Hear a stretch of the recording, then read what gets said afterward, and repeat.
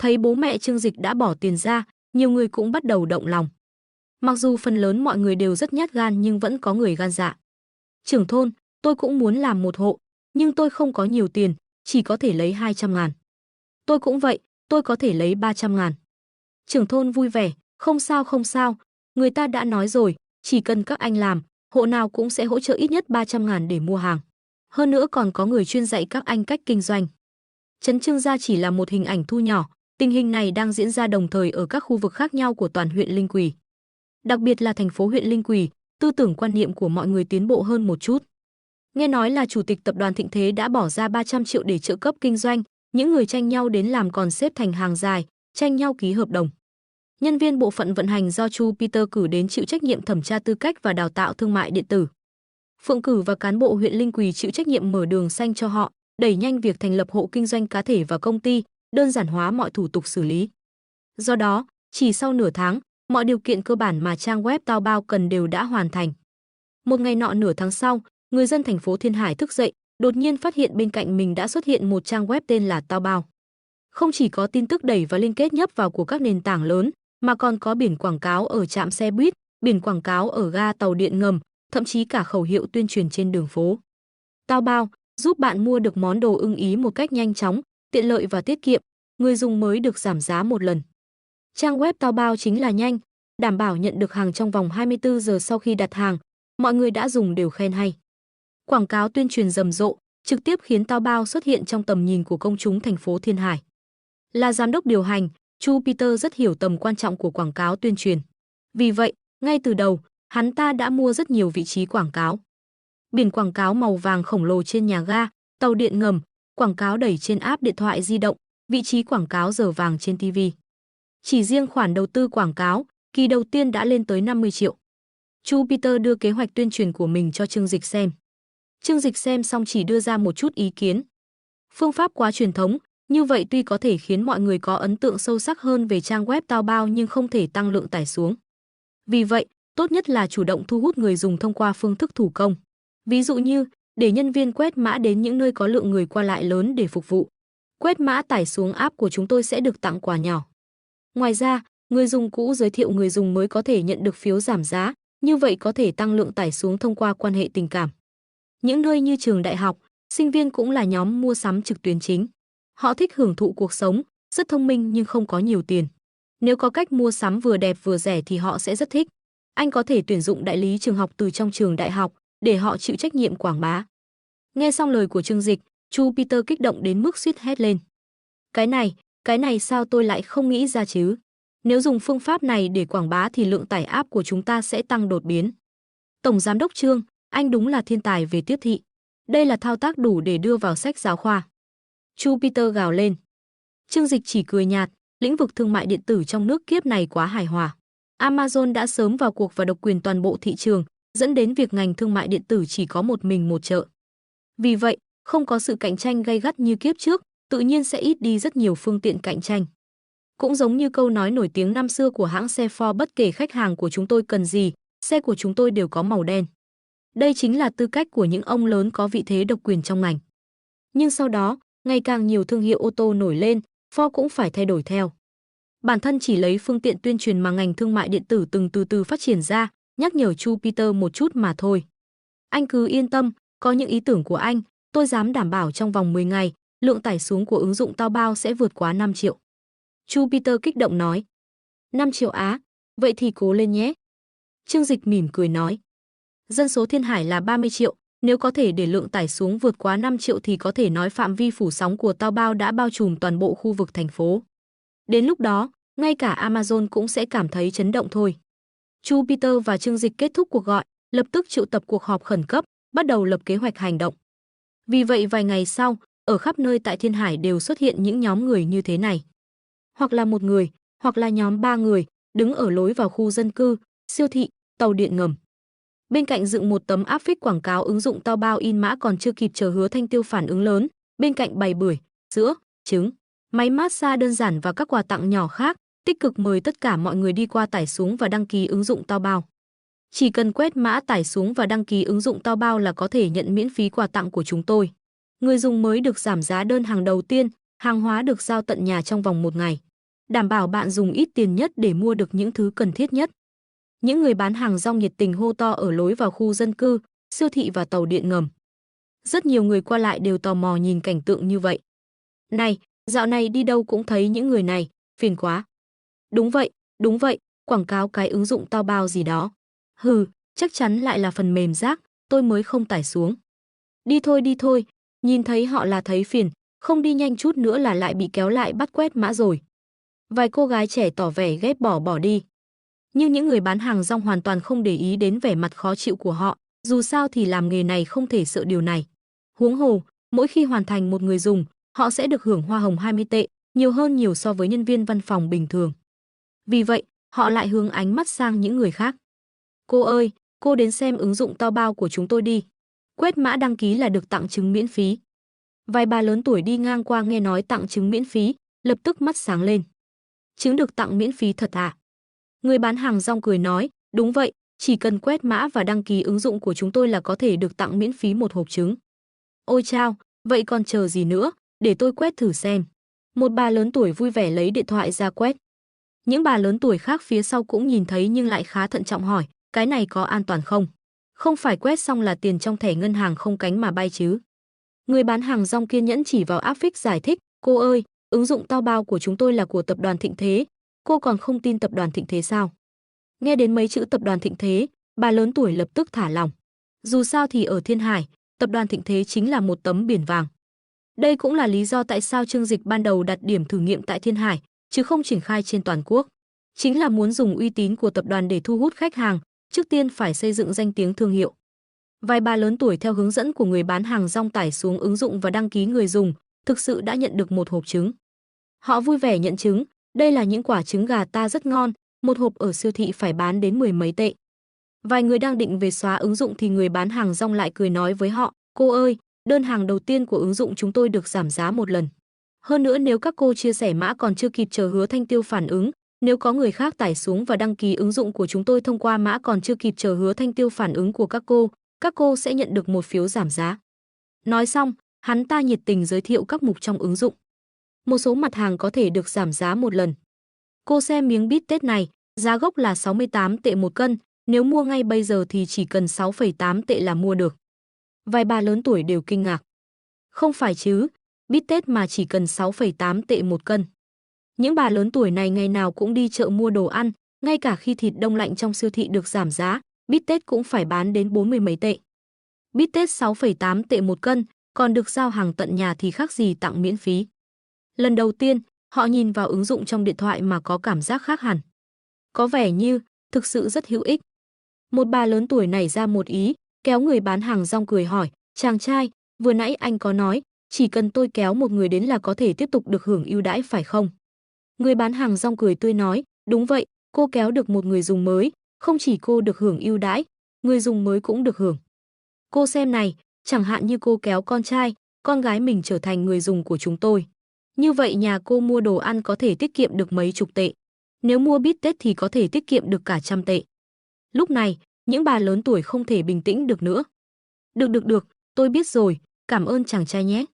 Vài bà lớn tuổi sau khi nhận chứng, vội vàng chia sẻ liên kết vào nhóm WeChat gia đình, đồng thời tag tất cả mọi người. Tiểu Minh, Ali, giúp mẹ tải xuống ứng dụng này nhé, mẹ muốn nhận phiếu giảm giá.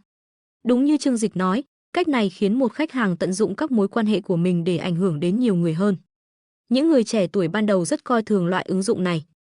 Chẳng hạn như những cô gái từ chối quét mã lúc đầu, về nhà cũng không chịu nổi lời cầu xin của người thân bạn bè, đành phải nhịn cảm giác ghê tởm mà tải xuống. Tao bao rác rưởi gì chứ, so với Amazon thì chẳng khác gì rác. Tôi mới không dùng. Chỉ có những kẻ vô công rồi nghề và người già mới dùng thôi. Ôi chao, ai mà chẳng nói thế, nhưng không còn cách nào khác, mẹ tôi cứ bắt tôi tải xuống, bảo là mua đồ ăn có thể được giảm giá. Tôi cũng vậy, nhưng tôi rất thông minh, tải xuống xong là xóa ngay. Tôi mới không để loại ứng dụng rác rưởi này ảnh hưởng đến danh tiếng của mình. Ôi chao, vừa mới xóa, cô họ tôi lại bảo tôi giúp cô ấy, chém một nhát. Cái gì thế, ôi phiền quá, không còn cách nào khác, đều là lần thứ 3 rồi. Những người già cả đó chẳng hiểu gì cả, chúng ta là con cháu cũng chẳng còn cách nào. Nhiều người trẻ tuổi bắt đầu thấy phiền phức với tao bao. Nhưng tải xuống rồi xóa 1-2 lần, sau đó không còn kiên nhẫn nữa, dứt khoát giữ lại. Ngày qua ngày, ảnh hưởng của Taobao ngày càng lớn. Vì tò mò, lúc rảnh rỗi họ cũng sẽ nảy ra suy nghĩ như thế này, tại sao phần mềm này lại hot như vậy? Chẳng lẽ thực sự có lợi ích gì sao? Vì vậy, dưới ảnh hưởng của những người xung quanh, những người đầu tiên coi thường Taobao cũng bắt đầu mở phần mềm này ra. Trời ơi, mua một thùng giấy vệ sinh chỉ cần 9,9 tệ, còn được miễn phí vận chuyển. Người bán này không bị điên chứ? Nếu mà kiếm được tiền thì tôi đi tự tử. Mặc kệ, mua được là kiếm lời rồi. Giấy vệ sinh thì không lo là hàng giả chứ. Những người đầu tiên coi thường Taobao đã bắt đầu thử lần đầu tiên. Sau đó là, thơm thật. Sau khi sử dụng Taobao, họ mới phát hiện ra rằng phần mềm này gần như đánh bại Amazon. Hàng hóa có chất lượng gần như tương đương, giá trên Taobao thấp hơn Amazon một nửa trở lên. Hơn nữa thỉnh thoảng còn phát các loại phiếu giảm giá. Quan trọng nhất là địa điểm giao hàng đều ở xung quanh thành phố Thiên Hải, đặt hàng trong ngày chậm nhất là sáng hôm sau sẽ giao đến. Trải nghiệm mua sắm như vậy, so với việc Amazon mất 1 hoặc 2 tuần để giao hàng thì hoàn toàn khác biệt. Xong rồi, sau khi tôi sử dụng Taobao 1 tuần, tôi phát hiện ra rằng mình đã yêu nó rồi. Hôm nay mua ngày mai có thể dùng, ai chịu được chứ? Ôi, tôi cũng vậy. Sau khi sử dụng Taobao rồi dùng lại Amazon, mới phát hiện ra rằng đồ của nó vừa đắt vừa chậm. Trong khuôn viên trường đại học, những sinh viên tài chính hạn hẹp gần như đều bắt đầu sử dụng nó. Đặc biệt là một số nữ sinh không đủ tiền mua mỹ phẩm đắt tiền như lam áo, Chanel, vân vân, nên đã bỏ ra vài chục tệ để mua một loại mỹ phẩm nhái trên Taobao. Mặc dù chất lượng sản phẩm kém hơn hàng chính hãng một chút nhưng so với giá cả thì hiệu quả về giá cả cao hơn không biết bao nhiêu lần. Tiếng tăm là thứ được truyền bá bằng cách truyền miệng giữa mọi người. Nhờ vào chất lượng sản phẩm tốt và khoản đầu tư quảng cáo 30 tỷ của Trương Dịch trước đó, Taobao đã nhanh chóng trở thành ứng dụng app được ưa chuộng nhất toàn thành phố Thiên Hải. Chỉ trong vòng chưa đầy 1 tháng, ứng dụng Taobao đã nổi lên như một hiện tượng, nhanh chóng chiếm lĩnh thị trường thương mại điện tử của thành phố Thiên Hải. Lượng bán ra của Amazon tại thành phố Thiên Hải đã giảm mạnh 99%. Đây là một điều vô cùng đáng sợ, bởi vì thành phố Thiên Hải là một trong những thành phố lớn nhất của Trung Quốc, đồng thời cũng là khu vực có nền kinh tế phát triển nhất. Theo lý mà nói, thu nhập bình quân ở đây rất cao, người dân cũng giàu có hơn. Nhưng ai mà ngờ được, lại có nhiều người như vậy lựa chọn Taobao, một nền tảng không có nhiều mặt hàng thương hiệu lớn, mà chủ yếu là các mặt hàng giá rẻ và hàng nhái. Trụ sở chính của Amazon tại châu Á, Thái Bình Dương. Giám đốc bán hàng Dương Kỳ nhìn vào báo cáo bán hàng của tháng trước, doanh số và lợi nhuận chung của Amazon tại khu vực Trung Quốc vẫn rất khả quan. Cùng với sự phát triển nhanh chóng của nền kinh tế Trung Quốc, nơi đây đã trở thành thị trường lớn thứ 2 của họ. So với tháng trước, doanh số bán hàng có giảm nhẹ nhưng nhìn chung không có biến động lớn. So với cùng kỳ năm ngoái còn có sự tăng trưởng. Dương Kỳ rất hài lòng gật đầu. Sau đó, hắn ta mở báo cáo kinh doanh theo từng khu vực chi tiết, bắt đầu xem xét tình hình kinh doanh của từng tỉnh. Sau khi mở báo cáo bi, một biểu đồ cột màu đỏ chói mắt lập tức đập vào mắt hắn ta. Thành phố Thiên Hải, tỷ lệ tăng trưởng doanh số âm 99%, tỷ lệ tăng trưởng doanh thu âm 28%. Cái gì? Doanh số của thành phố Thiên Hải sao lại giảm mạnh như vậy? Rốt cuộc đã xảy ra chuyện gì? Dương Kỳ đột ngột đứng dậy, không thể tin được rằng thành phố Thiên Hải, khu vực mà họ đặc biệt quan tâm, lại có mức giảm mạnh như vậy. Hắn ta vội vàng gọi điện cho người phụ trách Thiên Hải trong danh bạ điện thoại. Này, Lý Chí Minh à, rốt cuộc đã xảy ra chuyện gì ở thành phố Thiên Hải? Tại sao doanh thu của chúng ta lại có sự thay đổi lớn như vậy? Người phụ trách thành phố Thiên Hải Lý Chí Minh báo cáo, thưa Tổng Giám đốc Dương. Gần đây, tập đoàn Thịnh Thế của thành phố Thiên Hải đã bắt đầu làm thương mại điện tử, vì họ có chương trình khuyến mãi rất lớn nên tháng này đã ảnh hưởng đến doanh thu của chúng ta. Nhưng xin hãy yên tâm, sau khi chương trình khuyến mãi của họ kết thúc, khách hàng sẽ quay lại. Giọng điệu của Lý Chí Minh rất thoải mái, không hề vội vàng. Lúc này, hắn ta đang ngồi trong văn phòng của mình, vừa uống cà phê vừa xem tin tức trên máy tính. Lúc này trên mạng, hầu hết các đánh giá về Taobao đều là tiêu cực. Lý do rất đơn giản, một nền tảng chủ yếu là các mặt hàng giá rẻ và hàng nhái như thế này sẽ không được ai đánh giá cao. Đứng trên quan điểm đạo đức, ai cũng phải chỉ trích nó một cách nghiêm khắc. Tập đoàn Thịnh Thế chuyển sang làm thương mại điện tử nhưng lại bị phát hiện trên nền tảng toàn là các mặt hàng giá rẻ và hàng nhái. Liệu mô hình kinh doanh như vậy có thể tồn tại lâu dài được không? Đừng tà ma đạo, thương mại điện tử đi theo hướng giá rẻ chắc chắn không thể lâu dài. Amazon đã dùng hành động thực tế cho chúng ta thấy hình thái thực sự của thương mại điện tử. Chuyên gia kinh tế nổi tiếng Phó Mậu Xuân chỉ ra rằng, định hướng lớn của tập đoàn Thịnh Thế không phù hợp với quy luật phát triển của thương mại điện tử. Đầu tư một số tiền lớn để phát triển thị trường hàng hóa nhỏ, chỉ là lãng phí tiền bạc. Hắn ta đã biết ngay từ đầu về việc tập đoàn Thịnh Thế làm thương mại điện tử nhưng Lý Chí Minh không để tâm. Hàng năm đều có một số nền tảng nhỏ xuất hiện nhưng cuối cùng thì chúng hoặc là chết, hoặc là dựa vào Amazon của họ để sống sót, ăn một chút thức ăn thừa. Cho đến nay vẫn chưa có một công ty thương mại điện tử nào có thể cạnh tranh với họ. Vì vậy, khi nghe nói tập đoàn Thịnh Thế cũng đang làm thương mại điện tử, Lý Chí Minh cũng không để tâm. Hãy để bọn hắn nhảy nhót một thời gian, xem bọn hắn có thể hoạt động được đến bao giờ. Nhưng Dương Kỳ lại cau mày. Lý Chí Minh, anh phải biết rằng loại chuyện này phải báo cáo kịp thời. Nếu có bất kỳ vấn đề gì xảy ra, anh có chịu trách nhiệm được không? Chỉ cần phát hiện ra bất kỳ nền tảng nào có dấu hiệu làm thương mại điện tử, chúng ta phải ngay lập tức dập tắt hoặc kiểm soát nó. Nghe Dương Kỳ trách móc, Lý Chí Minh trong lòng khinh thường. Chức vụ của Dương Kỳ tuy cao hơn hắn ta nhưng cũng chỉ là cấp trên của hắn ta.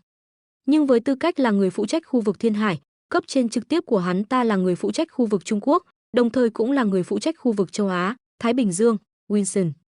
Lý Chí Minh lạnh nhạt trả lời Dương Kỳ, trong nước có nhiều nền tảng thương mại điện tử nhỏ, mỗi ngày đều có một hoặc hai nền tảng xuất hiện. Nếu căng thẳng như vậy, chúng ta không cần phải làm việc nữa. Dương Kỳ lập tức không vui.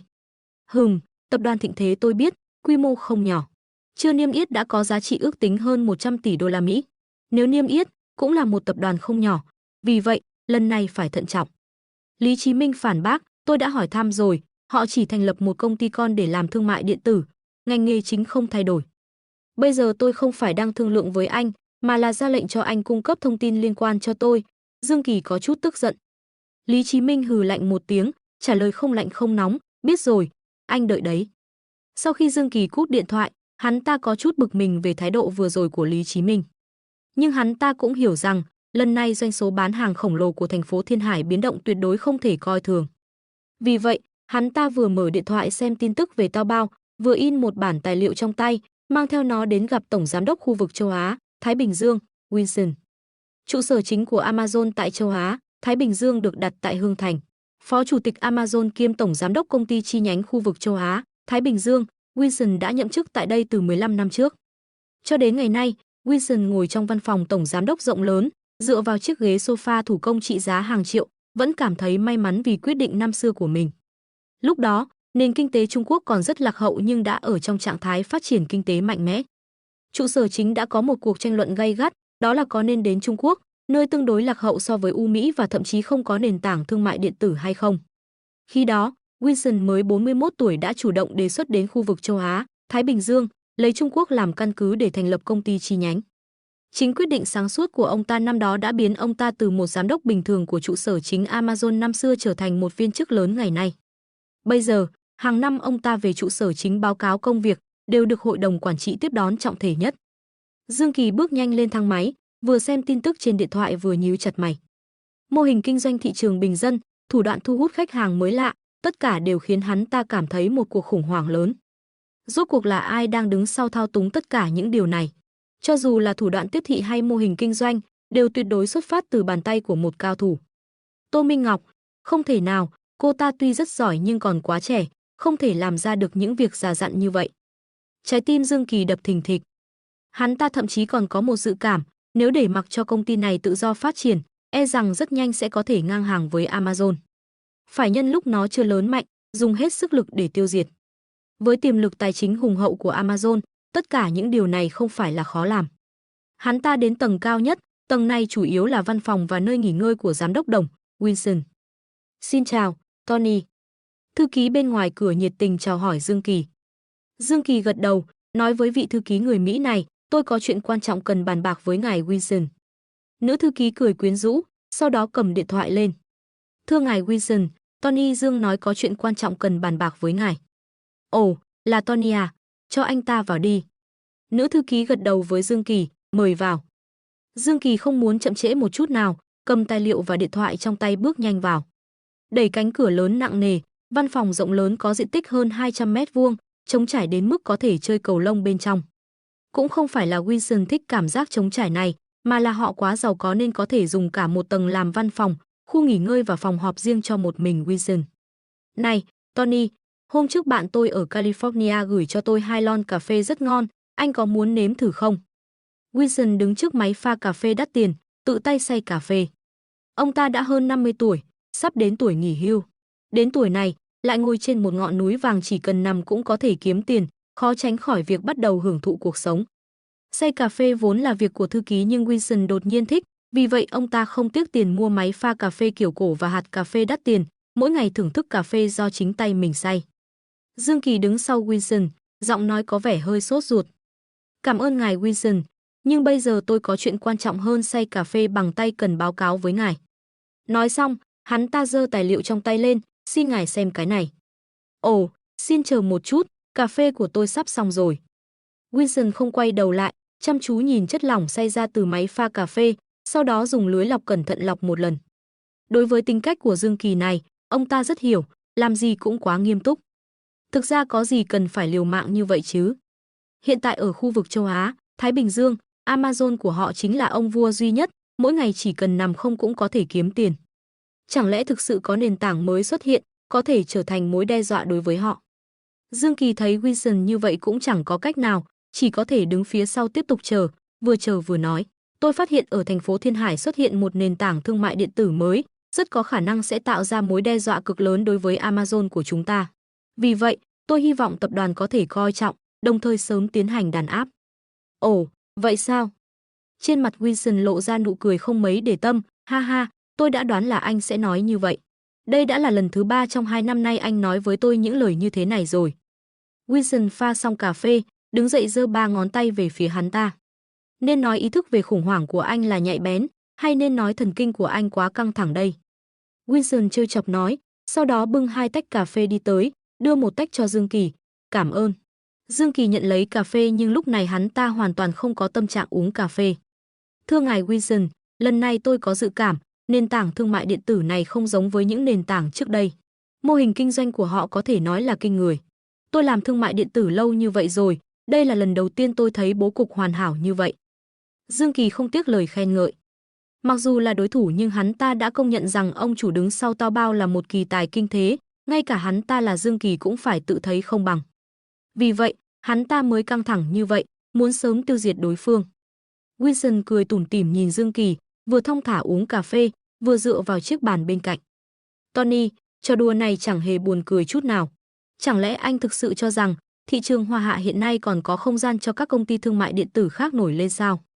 Nụ cười của ông ta mang đầy vẻ đùa cợt. Thưa ngài Wilson, đây không phải là trò đùa. Xin ngài hãy xem báo cáo của tháng trước, vì sự xuất hiện đột ngột của họ, doanh số của chúng ta đã giảm xuống một cách đáng sợ. Lượng bán ra giảm 99%, doanh số giảm 28%, chúng ta không thể không coi trọng điều này. Dương Kỳ vô cùng sốt ruột đưa báo cáo trong tay cho ông ta. Wilson nhận lấy, chỉ lướt qua một lượt, rồi cười khinh khỉnh ném lên bàn. Tony, có gì mà phải làm quá lên thế? Tất cả các công ty thương mại điện tử khi mới bắt đầu đều sẽ điên cuồng vung tiền, mang lại cho người dùng những phúc lợi khổng lồ. Vì vậy, việc tạm thời thu hút được một số khách hàng cũng là điều bình thường. Nhưng rất nhanh thôi, những khách hàng tạm thời bị phúc lợi thu hút sẽ quay trở lại với chúng ta. Tôi có thể đảm bảo với anh điều đó. Tình huống này trước đây không phải là chưa từng xảy ra. Giai đoạn đầu của thương mại điện tử là điên cuồng vung tiền rồi thu hút người dùng, vung vào đó hàng chục tỷ, hàng trăm tỷ. Hồi đó, Amazon đã trải qua nhiều năm thua lỗ, sau khi chiếm được thị trường tuyệt đối, lập tức đón nhận lợi nhuận điên cuồng. Còn trong khoảng thời gian này, việc họ chiếm lĩnh thị trường là điều đương nhiên, bởi vì số tiền lớn đó không phải là đổ sông đổ biển. Qua báo cáo này có thể thấy, mặc dù lượng bán ra giảm 99% nhưng doanh số chỉ giảm 28%. Điều này cũng có nghĩa là những đơn hàng chúng ta tạm thời mất đi chỉ là những mặt hàng giá rẻ. Còn ở thị trường cao cấp, ngay cả khi họ điên cuồng vung tiền, chúng ta vẫn chiếm vị trí dẫn đầu tuyệt đối. Thương mại điện tử là cách tiêu dùng của tầng lớp trung lưu trở lên. Những khách hàng cao cấp này vẫn nằm chắc trong tay chúng ta và họ cũng sẽ không thích mua những sản phẩm kém chất lượng. Wilson bưng tách cà phê đi đến trước cửa sổ sát đất ở tầng 68, vừa ngắm nhìn khu rừng thép xinh đẹp của Hương Thành, vừa thong thả nói.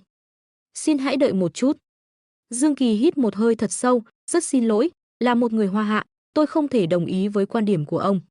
Tiết kiệm là truyền thống của dân tộc Hoa Hạ, ngay cả những người giàu có nhất cũng sẽ có xu hướng mua những sản phẩm có tỷ lệ giá cả hiệu quả cao. Đặc biệt là ở vùng Giang Tô, Chiết Giang của nước tôi, phong trào này càng rõ rệt. Wilson cau mày, bị cấp dưới phản bác quan điểm của mình khiến ông ta có chút không vui. Tony, tôi đã ở đây 15 năm rồi, nói về phong tục tập quán ở đây và sự hiểu biết về người Hoa Hạ, tôi không kém anh đâu.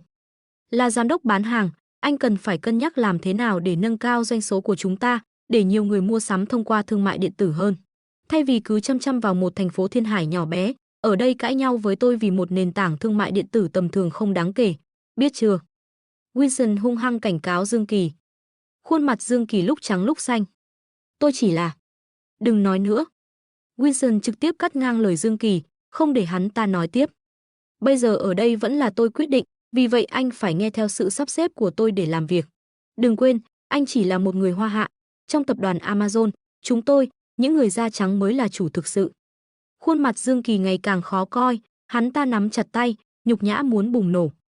Nhưng hắn ta không làm được, vì hắn ta cũng là một người đàn ông trung niên có vợ con, không thể tùy tiện trút giận như một thiếu niên. Nghĩ đến căn nhà vừa mua ở Hương Thành với giá hơn 10 triệu, còn có học phí và học phí của con gái ở trường quý tộc một năm lên đến hàng triệu, hắn ta chỉ có thể nghiến răng chịu đựng.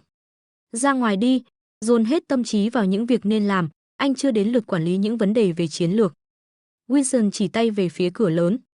Dương Kỳ cúi đầu, chỉ có thể nghiến răng nói một tiếng, tôi rất xin lỗi. Rồi từng bước đi ra khỏi văn phòng của Wilson. Tự cho mình là thông minh, Wilson hừ lạnh một tiếng. Hắn quay người lại, nhìn thành phố Hương Thành rộng lớn và phồn hoa, vẫn đắm chìm trong đế chế châu Á, Thái Bình Dương mà mình đã tạo ra trong những năm qua. Còn ai có thể đứng ra chống lại ông ta nữa đây? Trên thế giới này sẽ không có. Tập đoàn thịnh thế. Trong vòng 1 tháng, Taobao đã đạt hơn 8 triệu lượt tải xuống. Ví dụ như dự đoán ban đầu của Chu Peter còn nhiều hơn 60%. Chỉ riêng thành phố Thiên Hải với 30 triệu dân, lượng tải xuống đã vượt quá 8 triệu. Nếu quảng bá trên toàn quốc thì quy mô của chúng ta sẽ khủng khiếp đến mức nào, ngay cả Amazon cũng sẽ phải sợ hãi. Chu Peter phấn khích hét lên. Không ai nghĩ sẽ có thành tựu như vậy, lúc đầu khi Tô Minh Ngọc mới đưa ra ý tưởng làm thương mại điện tử, hầu hết các thành viên ưu tú của tập đoàn đều phản đối. Ngay cả khi họ phải cắn răng, theo sự sắp xếp của Tô Minh Ngọc để triển khai, trong lòng cũng không nghĩ rằng có thể nhanh chóng nhìn thấy hiệu quả. Nhưng ai có thể ngờ rằng, chỉ trong vòng 1 tháng, quy mô người dùng app của họ đã không thua kém nhiều phần mềm có tiếng tăm. Hơn nữa, đây vẫn là do giai đoạn đầu họ hạn chế triển khai ở một thành phố Thiên Hải. Nếu có thể mở rộng ra toàn quốc thì kết quả sẽ không thể tưởng tượng nổi. Có thành quả, tất cả mọi người làm việc càng hăng hái hơn. Trương Dịch cũng không bạc đãi những nhân viên này, thành tích tháng đầu tiên khiến hắn rất hài lòng. Vì vậy, mỗi người đều nhận được tiền thưởng ít nhất tương đương với 8 tháng lương. Cần chính là tốc độ này. BDD năm đó chỉ mất 2-3 năm đã chiếm được 1/3 thị trường trong nước, hiện tại trong nước chỉ có đối thủ thương mại điện tử là Amazon bảo thủ, tương đương với việc tôi không có đối thủ trong lĩnh vực thị trường bình dân này. Nếu phát triển thuận lợi, 1 năm nữa tôi có thể đạt được quy mô phủ sóng toàn quốc. Trương Dịch rất tự tin nói. Đinh đong, chúc mừng ký chủ trên con đường trở thành người giàu nhất, hoàn thành thành tựu làm giàu giai đoạn 2. Tài sản cá nhân tăng 10 tỷ nhân dân tệ, thưởng 10 điểm hệ thống. Đinh đong, chúc mừng ký chủ hoàn thành thành tựu giai đoạn 2, thưởng kỹ năng ngẫu nhiên, kỹ thuật máy tính cấp thần. Thuộc tính hiện tại. Tên, Trương Dịch. Chỉ số may mắn, 100. Sức mạnh, 100. Sức hấp dẫn, 100. Trí tuệ, 190. Tài sản hiện tại, 102 tỷ 600 triệu 10.035. Năng lực, 1. Bát cực quyền cấp tông sư. 2. Kỹ thuật máy tính cấp thần. Ngay lúc này, âm thanh nhắc nhở của hệ thống lại một lần nữa vang lên. Trong lòng Trương Dịch mừng thầm, quả nhiên lúc đầu mình chọn con đường thương mại điện tử là đúng. Tài sản cá nhân trực tiếp tăng 16 tỷ, chỉ còn cách lần mở khóa tiếp theo 4 tỷ. Nếu đổi thành ngành khác, không biết đến bao giờ mới có thể mở khóa giai đoạn thứ 2. Lần này hắn vẫn muốn cộng điểm vào trí tuệ, một bộ não thông minh trong chiến trường thương mại có thể giúp hắn đánh đâu thắng đó. Nhưng ngay lúc này, hệ thống lại đưa ra lời nhắc nhở cảnh báo.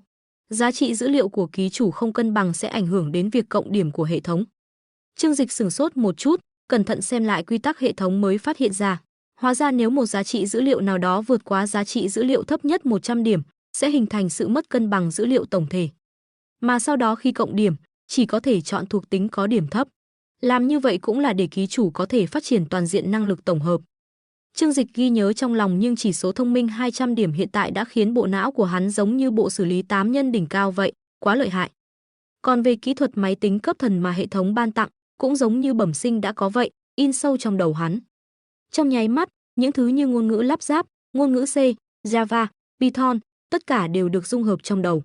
Hơn nữa chỉ cần hắn động một ý niệm, lập tức sẽ tạo ra vô số khung hệ thống. HIT, kỹ thuật máy tính cấp thần, nói cách khác là trình độ máy tính mà tôi có hiện tại là số 1 thế giới. Trương Dịch trong lòng vô cùng vui mừng, kỹ thuật này đối với hắn hiện tại mà nói vô cùng quan trọng. Bởi vì bộ phận kỹ thuật chỉ mất nửa tháng để xây dựng hệ thống app, trên thực tế nhiều nhất chỉ có thể đáp ứng người tiêu dùng và thương gia ở Thiên Hải sử dụng. Hơn nữa do khách hàng đăng ký quá nhiều, hiện tại đã có không ít người phản hồi, vấn đề lỗi quá nhiều. Hiện tại muốn mở rộng thị trường, phương diện kỹ thuật nhất định phải tăng cường. Ban đầu hắn còn đang cân nhắc chi một khoản tiền lớn, thuê khẩn cấp một nhóm lớn lập trình viên cao cấp. Bây giờ thì tốt rồi, bản thân hắn có thể hoàn thành việc xây dựng nền tảng này. Hắn trực tiếp lập một danh sách để nặc đi giúp hắn mua sắm. Trong danh sách là đủ loại phụ kiện của một chiếc máy tính cao cấp, sản phẩm hàng đầu trị giá hàng triệu đô la Mỹ. Nói chung loại đồ vật này chỉ có thể dùng trong phòng thí nghiệm cấp quốc gia, đã thoát khỏi phạm vi máy tính dân dụng. Trương Dịch chính là muốn dùng nó để tự mình xây dựng một nền tảng thương mại điện tử khổng lồ. Đang lúc hắn hết sức mong ngóng mở rộng thị trường thì đột nhiên có một cuộc điện thoại gọi đến từ quê nhà. Điện thoại là chị cả gọi đến, Trương Dịch vội vàng nghe máy, còn tưởng rằng khách sạn bên kia xảy ra vấn đề gì. Chị cả, sao vậy? Có phải khách sạn lại gặp rắc rối rồi không?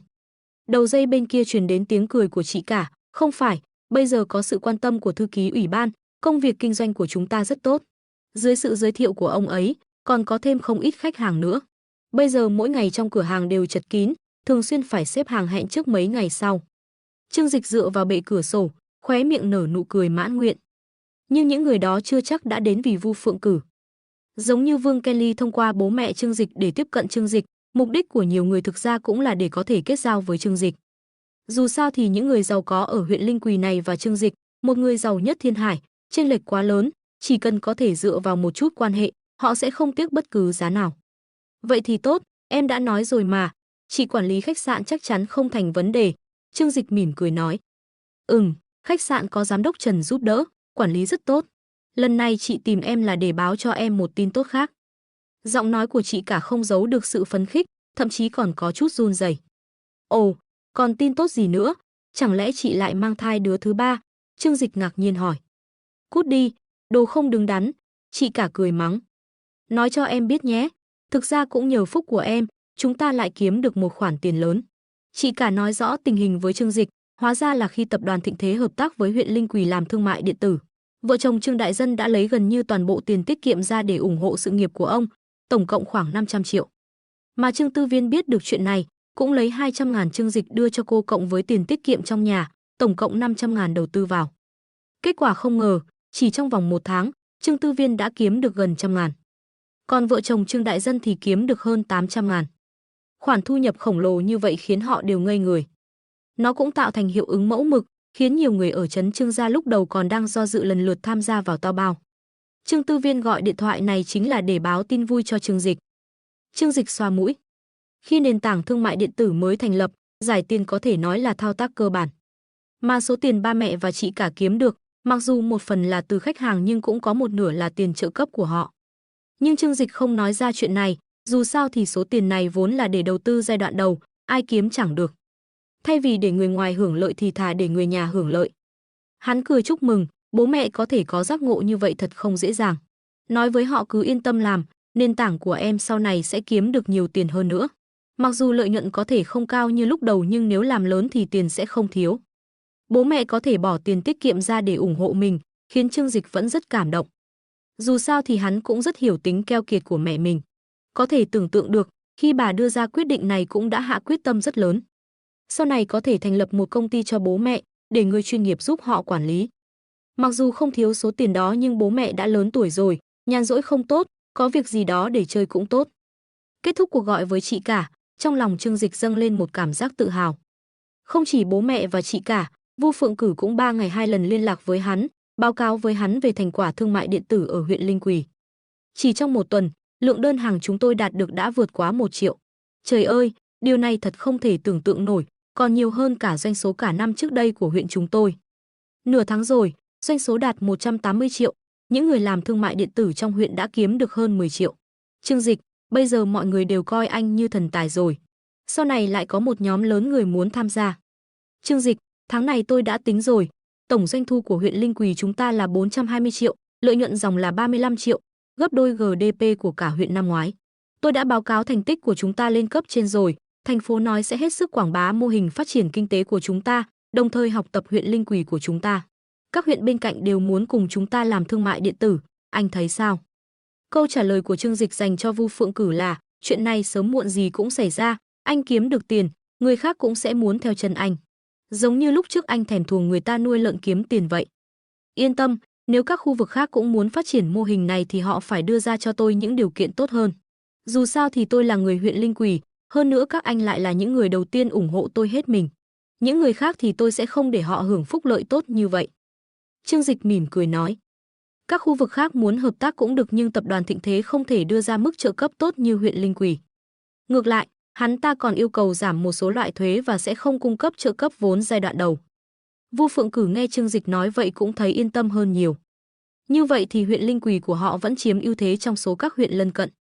Vâng, tôi biết rồi. Cảm ơn sự giúp đỡ của anh, Tổng Giám đốc Trương. Huyện chúng tôi đã quyết định sẽ trao tặng anh danh hiệu người có đóng góp xuất sắc cho huyện Linh Quỳ. He, đến lúc đó sẽ đánh trống khua chiêng đưa đến tận nhà anh. Trương Dịch nhướng mày. Ồ, ông biết điều nhỉ? Trương Dịch không quan tâm đến danh hiệu này nhưng Vu Phượng Cử tặng cho bố mẹ anh ở quê thì lại khác. Dù sao thì bố mẹ anh quan tâm nhất là thể diện, nếu quan chức cấp cao của huyện cho người đưa cờ đến tận nhà, sau này vợ chồng Trương Đại Dân đi trên đường sẽ phải ngẩng cao đầu. Vậy thì tôi xin nhận, Trương Dịch mỉm cười nói. Mọi sự phát triển đều khiến người ta kinh ngạc. Ngoài Trương Dịch đã dự đoán được cục diện hiện tại thì tất cả mọi người trên thế giới khi nhìn thấy tình hình phát triển của Tao Bao đều cảm thấy như đang nằm mơ. Trong lòng Tô Minh Ngọc đã hoàn toàn gắn chặt với Trương Dịch. Cô là một nữ cường nhân vô cùng kiêu ngạo, chỉ có người đàn ông mạnh mẽ hơn cô mới có thể thuần phục được cô. Mà người đàn ông này chính là Trương Dịch. Hắn ta dùng tài năng xuất chúng và tầm nhìn không tưởng của mình để Tô Minh Ngọc nhận ra khoảng cách giữa cô và hắn ta lớn đến mức nào. Đối với những người mạnh mẽ mà không thể theo đuổi, cách làm của người bình thường là lựa chọn kính sợ và thần phục, Tô Minh Ngọc cũng không ngoại lệ. Tình yêu nồng đậm này được cô giấu trong lòng, chuyển hóa thành động lực làm việc, khiến cô muốn liều mạng đuổi theo Trương Dịch. Ít nhất là phải đạt được tư cách ngang hàng với hắn ta. Tập đoàn Thịnh Thế, cuộc họp cấp cao lần thứ 2 của nhóm dự án Tao Bao. So với sự bối rối và bất lực trong cuộc họp lần đầu tiên, khi cuộc họp lần thứ 2 được triệu tập, ngoài việc số lượng công ty tham gia tăng gấp đôi thì tâm trạng của mọi người cũng vô cùng phấn khởi. Chỉ trong vòng 1 tháng, họ đã tạo ra một huyền thoại tuyệt đối không tồn tại trong lịch sử thương mại điện tử, trực tiếp thu về 8 triệu người dùng. Bây giờ họ chỉ vô cùng lạc quan về tương lai của Tao Bao. Tô Minh Ngọc vẫn mặc bộ vest đen thủ công đầy khí thế, đi đôi giày cao gót màu đỏ rượu vang sắc nhọn đứng giữa sân khấu. Cô nhìn lướt qua những người tinh anh của tập đoàn Thịnh Thế đang hừng hực khí thế này, thấy được sự nhiệt tình không thể che giấu trên khuôn mặt họ, cô gật đầu hài lòng. Dự án Tao Bao của chúng ta đã ra mắt được 1 tháng. Tiếp theo tôi sẽ báo cáo với mọi người về thành tích trong tháng này. Cô chà 2 ngón tay vào nhau, tiếng búng tay vang lên, màn hình LED khổng lồ phía sau xuất hiện một bản PPT đen trắng. Số lượng người dùng đạt được 8.064.2078 người. Doanh thu 1 tỷ 54 triệu 791.461 nhân dân tệ. Lợi nhuận dòng âm 114 triệu 952.476 nhân dân tệ. Thực ra mọi người đều đã biết 3 con số này trong lòng nhưng khi nhìn thấy những con số thực sự xuất hiện trước mắt, tất cả mọi người vẫn không nhịn được mà vỗ tay phấn khích. Tốt, tuyệt quá. Mặc dù lợi nhuận dòng bị lỗ hơn 100 triệu nhưng mọi người không hề lo lắng. Bởi vì giai đoạn đầu làm thương mại điện tử đều là điên cuồng đốt tiền để lấy người dùng. Theo như chi phí lấy một người dùng được công nhận hiện nay của các nền tảng mạng là 200 thì giá trị của 8 triệu người dùng này là 1,6 tỷ nhân dân tệ. Có khoa trương không? Không hề khoa trương chút nào. Ngay cả khi 8 triệu người dùng này không phải ai cũng thường xuyên mua sắm nhưng nếu có thể bồi dưỡng được một nhóm lớn người dùng trung thành thì có thể liên tục kiếm lợi nhuận từ họ trong nhiều năm. Thời đại thông tin, người dùng là thứ có giá trị nhất. Vì vậy, mọi người mới phấn khích như vậy khi nhìn thấy dữ liệu hiện tại. Bởi vì trong giai đoạn đầu xây dựng nền tảng Internet, không có gì quan trọng hơn người dùng. Tô Minh Ngọc chống 2 tay lên bụng, khóe miệng nở nụ cười bá đạo của nữ hoàng, nhìn lướt qua tất cả mọi người. Chúng ta đã dùng 1 tháng để tạo ra một kỳ tích thương mại điện tử chấn động toàn thế giới. Ồ. Nhưng chúng ta có thể chỉ hài lòng với thành phố Thiên Hải không?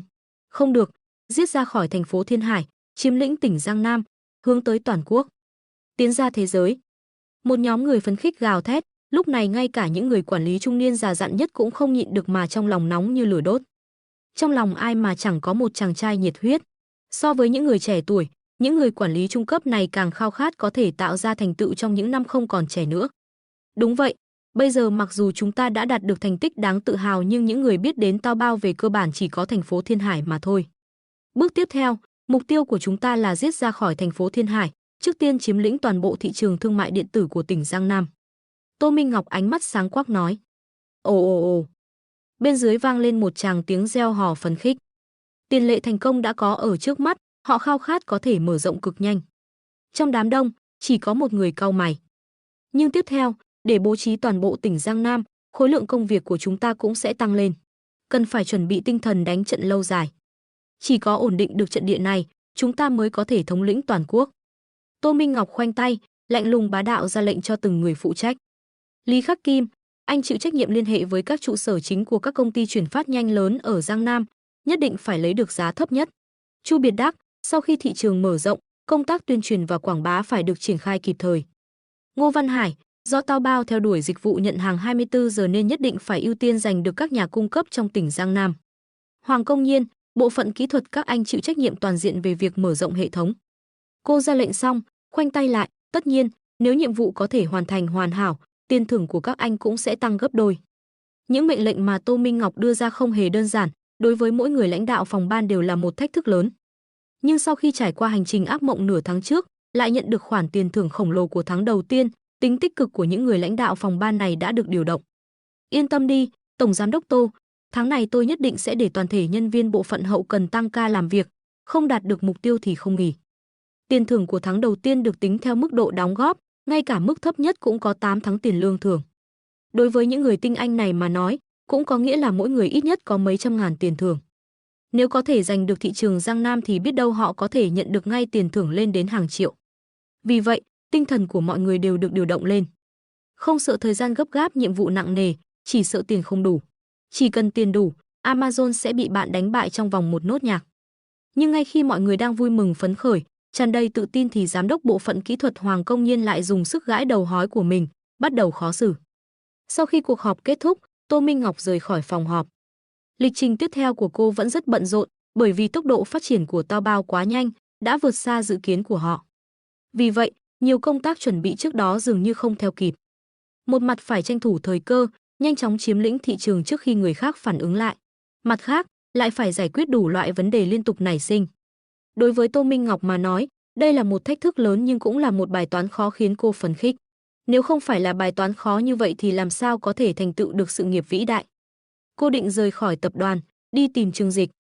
Nhiều việc, phải đích thân thương lượng với hắn mới có thể xác định được phương án hành động cuối cùng. Lúc này, Hoàng Công Nhiên đột nhiên xách máy tính chạy tới thở hồng hộc. Tổng Giám đốc Tô, xin cô đợi một chút, tôi có một vấn đề muốn báo cáo với cô. Tô Minh Ngọc dừng bước, quay người lại nhìn Hoàng Công Nhiên từ trên cao xuống.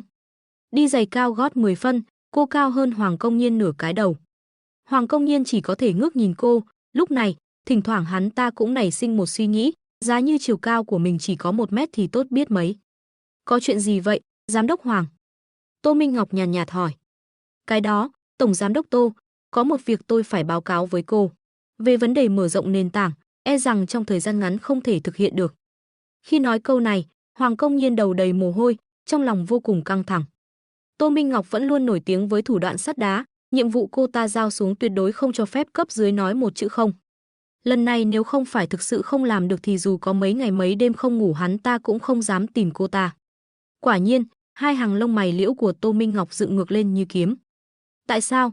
Đơn xin tuyển dụng nhân viên bộ phận kỹ thuật tôi đã thông qua rồi, số người dưới quyền anh đã tăng hơn gấp đôi, như vậy vẫn chưa đủ sao? Hoàng Công Nhiên vội vàng giải thích, nếu chỉ là phần mềm app thông thường, chúng tôi thực sự có thể hỗ trợ được. Nhưng, lượng người dùng Taobao tăng trưởng quá khủng khiếp. Chỉ trong 1 tháng đã có thêm 8 triệu người dùng, đây là lượng người dùng toàn quốc của nhiều phần mềm. Bây giờ chúng tôi cả ngày sửa lỗi mà vẫn không đủ. Nếu mở rộng thị trường ra toàn tỉnh Giang Nam thì số lượng người dùng sẽ tăng gấp không chỉ 10 lần. Điều này, ít nhất cũng phải mất nửa năm mới có thể làm tốt một hệ thống hoàn chỉnh. Hoàng Công Nhiên giải thích. Tô Minh Ngọc cau mày. Cô học chuyên ngành tiếp thị thị trường và kinh tế, tài chính, không hiểu biết nhiều về máy tính. Nhưng cô biết Hoàng Công Nhiên. Nói về kỹ thuật, hắn ta là một chuyên gia kỹ thuật nổi tiếng cả nước. Hắn ta là một người cùng công nghệ thích viết mã điên cuồng, thậm chí bây giờ thu nhập hàng năm lên đến hàng triệu nhưng vẫn chưa có bạn gái. Nếu ngay cả người này cũng nói khó làm được thì thực sự khó xử rồi. Chúng ta không thể đợi lâu như vậy, phải hoàn thành việc đưa hệ thống mới lên mạng trong vòng 1 tháng. Tô Minh Ngọc nói rất kiên quyết. Ngay cả khi đưa lên mạng một cách cưỡng ép thì chắc chắn cũng sẽ đầy lỗ hổng. Hơn nữa sau này muốn sửa chữa, độ khó sẽ càng lớn. Hoàng Công Nhiên vội vàng lau mồ hôi trên trán. Tâm trạng Tô Minh Ngọc trùng xuống. Nhưng trên mặt cô vẫn không biểu lộ cảm xúc gì, nói, đừng quan tâm nhiều như vậy. Nếu bộ phận kỹ thuật thiếu người, tôi có thể đặc biệt phê duyệt cho các anh tuyển dụng thêm. Tóm lại, tiến độ dự án không được chậm trễ. Được rồi, anh về trước đi. Nói đến đây, cô không định nói thêm gì nữa. Hoàng Công Nhiên lộ vẻ mặt đắng ngắt nhưng thực sự không có can đảm nói thêm gì với Tô Minh Ngọc. Bởi vì trong tập đoàn, chưa có ai dám mặc cả với cô. Vậy thì, tôi sẽ cố gắng hết sức. Hoàng Công Nhiên nghiến răng, vội vàng chạy về viết mã. Sau khi hắn ta đi, Tô Minh Ngọc hít một hơi thật sâu. Quả nhiên, tốc độ tiến triển của chúng ta quá nhanh sao. Đây là chuyện tốt, chúng ta không làm gì sai. Chỉ là có một loạt di chứng cần xử lý. Nghĩ đến những vấn đề lớn nhỏ mà tập đoàn đang phải đối mặt, đầu óc Tô Minh Ngọc cũng rối như tơ vò. Năng lực của cô có thể chống đỡ được cho một doanh nghiệp thương mại lâu đời như tập đoàn Thịnh Thế. Nhưng bây giờ Tao Bao đột nhiên nổi lên, lại có tốc độ phát triển khủng khiếp, đủ loại vấn đề mọc lên như nấm sau mưa cũng khiến người ta tê cả da đầu. Phù, cô thở ra một hơi, bước lên thang máy. Lần này, cô nhất định phải để Trương Dịch giúp cô đưa ra quyết định. Sau khi Tô Minh Ngọc rời khỏi tập đoàn Thịnh Thế, cô vội vàng lái xe đến trang viên của Trương Dịch. Đừng thấy cả tập đoàn bận rộn hừng hực mà lầm tưởng, thật ra cuộc sống hàng ngày của Trương Dịch lại rất nhàn hạ. Hắn chỉ phụ trách định hướng chiến lược chung, còn xử lý chi tiết thế nào đều giao hết cho cấp dưới làm việc. Tập đoàn Thịnh Thế không phải công ty niêm yết, cũng không có cổ đông nào khác ngoài hắn, bởi vậy Trương Dịch không cần lo bị tước quyền. Chỉ cần xem xét kết quả kinh doanh theo định kỳ là có thể đảm bảo tập đoàn hoạt động suôn sẻ. Lúc này, hắn đang nằm trên chiếc ghế dài ở rìa hồ bơi, trên người chỉ mặc một chiếc quần bơi bó sát. Còn hai cô hầu gái sinh đôi Nặc Nặc và Y Y, một người mặc bikini xanh lam, một người mặc bikini màu hồng, cả hai đang ân cần phục vụ hắn. Chủ nhân, ăn một quả nho đi ạ. Đây là nho được máy bay vận chuyển từ Tây Bắc tới đấy hạ. Y Y cười ngọt ngào, nhẹ nhàng ngắt một quả nho đưa vào miệng Trương Dịch. Trương Dịch lăn lê quả nho trên đầu lưỡi, đưa tay vuốt ve bờ vai thơm mịn của cô. Này, ăn theo cách này nhàm chán thật đấy. Truyền thuyết kể rằng bên Tấn Tây có một cách ăn rất thượng lưu, có muốn thử không? Y Y chớp chớp mắt, tò mò hỏi, ồ, thật vậy ạ? Nếu chủ nhân thích thì Y Y có thể thử ạ? Ánh mắt của Trương Dịch dừng lại trên lớp vải ít ỏi của Y Y, hàm ý sâu xa nói, cách này thì rất hay, vừa ngon vừa bổ dưỡng. Chỉ là hơi tốn công tốn thì giờ, hơn nữa sản lượng lại rất ít. Từ xưa đến nay, Hoa Hạ vẫn luôn có câu, âm dương hòa hợp mà. Lúc đầu Y Y nghe không hiểu lắm, nhưng sau khi chú ý đến ánh mắt ám muội của Trương Dịch, cô đột nhiên hiểu ra ý của hắn, nhất thời đỏ ửng cả mặt. Chủ nhân. Nhưng nếu ngài thực sự muốn nếm thử thì Y Y, cũng được ạ. Cô đỏ mặt, nhưng trong ánh mắt lại có chút khiêu khích. Ha ha ha, tôi chỉ đùa thôi. Trương Dịch sờ lên khuôn mặt trắng nõn của cô, phương pháp cổ này tuy bổ dưỡng thật, nhưng mùi hơi nồng. Nếu em muốn thử thì có thể đổi tư thế. Nhìn xem, tôi càng thấy thích. Trương Dịch trêu chọc khiến sắc mặt Y Y càng đỏ hơn. Lúc này, bên bảo vệ đột nhiên báo tin tới, nói rằng Tô Minh Ngọc đã đến. Trương Dịch xua tay bảo Nặc Nặc và Y Y đi xuống trước, sau đó nói bảo vệ mời Tô Minh Ngọc đến hồ bơi. Hắn cầm chiếc khăn tắm bên cạnh tùy ý choàng lên vai. Một lát sau, Tô Minh Ngọc cũng suôn sẻ đi đến hồ bơi.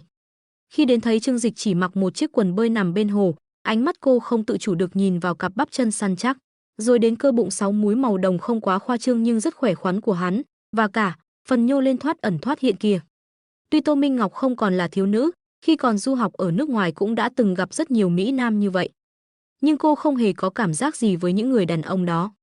Còn Trương Dịch thì khác, Tô Minh Ngọc thực sự ngưỡng mộ Trương Dịch, vậy nên cô cũng hơi đỏ mặt. Trương Dịch, anh hưởng thụ quá nhỉ? Tô Minh Ngọc đưa tay vuốt tóc, nở nụ cười che đậy sự ngượng ngùng của mình. Trương Dịch vỗ tay vào chiếc ghế bãi biển bên cạnh, Minh Ngọc đến rồi à, mau lại đây ngồi đi. Tô Minh Ngọc thong thả bước tới, sau đó ngồi xuống chiếc ghế dài. Một lát sau, Nặc Nặc và Y Y mang đồ uống tới đặt lên bàn trà trước mặt Tô Minh Ngọc. Nhìn hai cô hầu gái trẻ trung xinh đẹp mặc bộ đồ bơi gợi cảm này, trong lòng Tô Minh Ngọc không khỏi có chút khó chịu. Nhưng nghĩ đến việc hai cô hầu gái này là do cô đích thân lựa chọn, lại có cảm giác như tự mình cầm đá thả xuống chân vậy. Cô chỉ có thể thở dài bất lực, ban đầu muốn dùng hầu gái để lấy lòng Trương Dịch, ai ngờ bản thân lại đổ nhanh thế chứ. Hôm nay không phải ngày nghỉ, với tính cách của cô, đến tìm tôi giờ này chắc chắn là có chuyện gì quan trọng đúng không? Trương Dịch hỏi thẳng. Tính cách của Tô Minh Ngọc rất thẳng thắn, đặc biệt là khi liên quan đến công việc.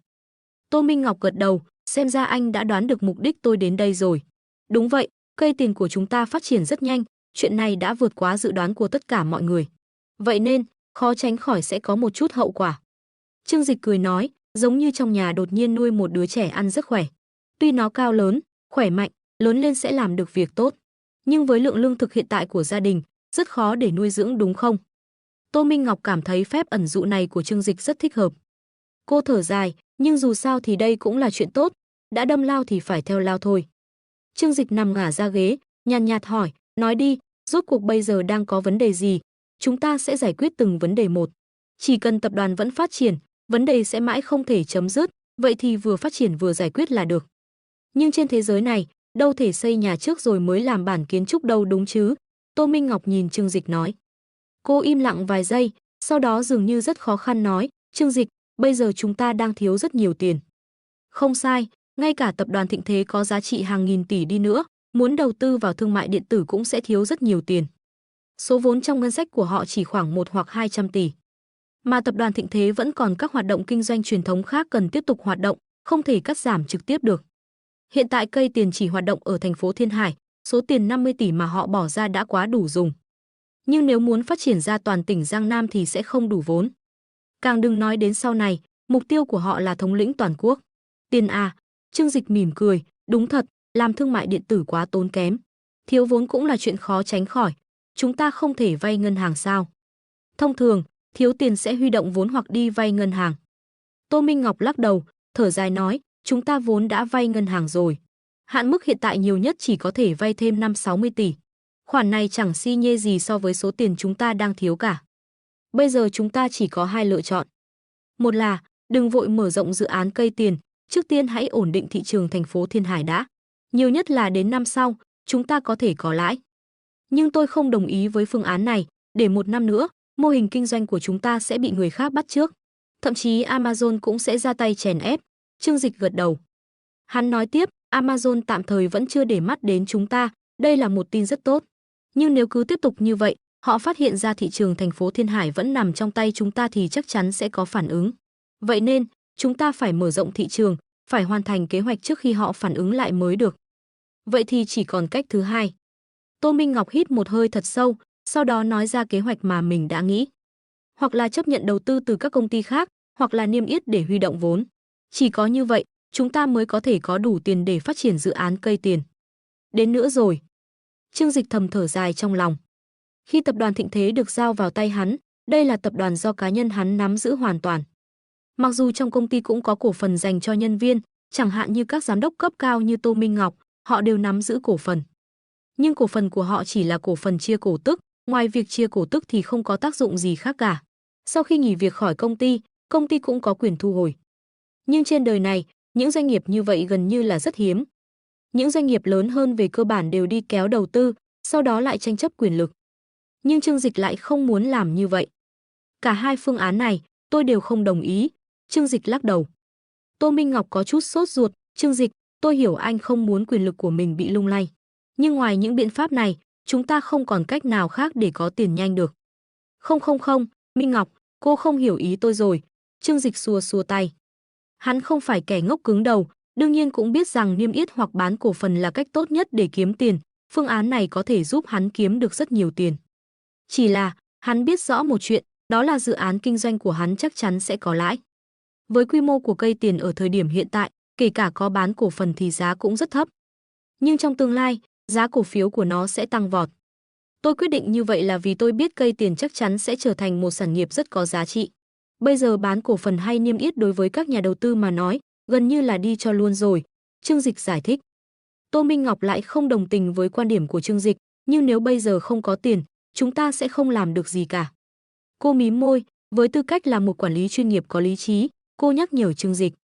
Tuy anh đúng là thiên tài, và cây tiền cũng là một dự án kinh ngạc.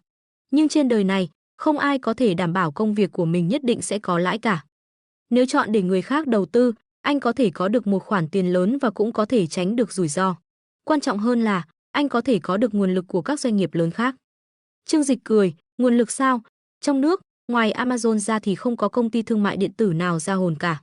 Mà đối với tôi mà nói, mô hình kinh doanh của Amazon quá lỗi thời, cho nên trong lĩnh vực này căn bản là tôi không có đối thủ. Còn về tiền ấy, hắn nhắm mắt lại, thản nhiên nói, cứ thế chấp hết tài sản cố định của tập đoàn có thể thế chấp đi. tôi sẽ dùng toàn bộ gia sản của mình để đánh cược. Trước khi Tô Minh Ngọc đến, Trương Dịch cũng đã nghĩ đến chuyện làm vốn. Làm thương mại điện tử là công việc tốn kém nhất, ngay cả ở kiếp trước, những ông lớn ở đó cũng phải đi khắp nơi để huy động đầu tư. Nhưng sau khi kinh doanh thành công, hàng loạt vấn đề tranh đoạt quyền lực lại nảy sinh do quá nhiều nhà đầu tư mà loạn. Cho nên mãi sau này cái giá phải trả để giải quyết là rất lớn.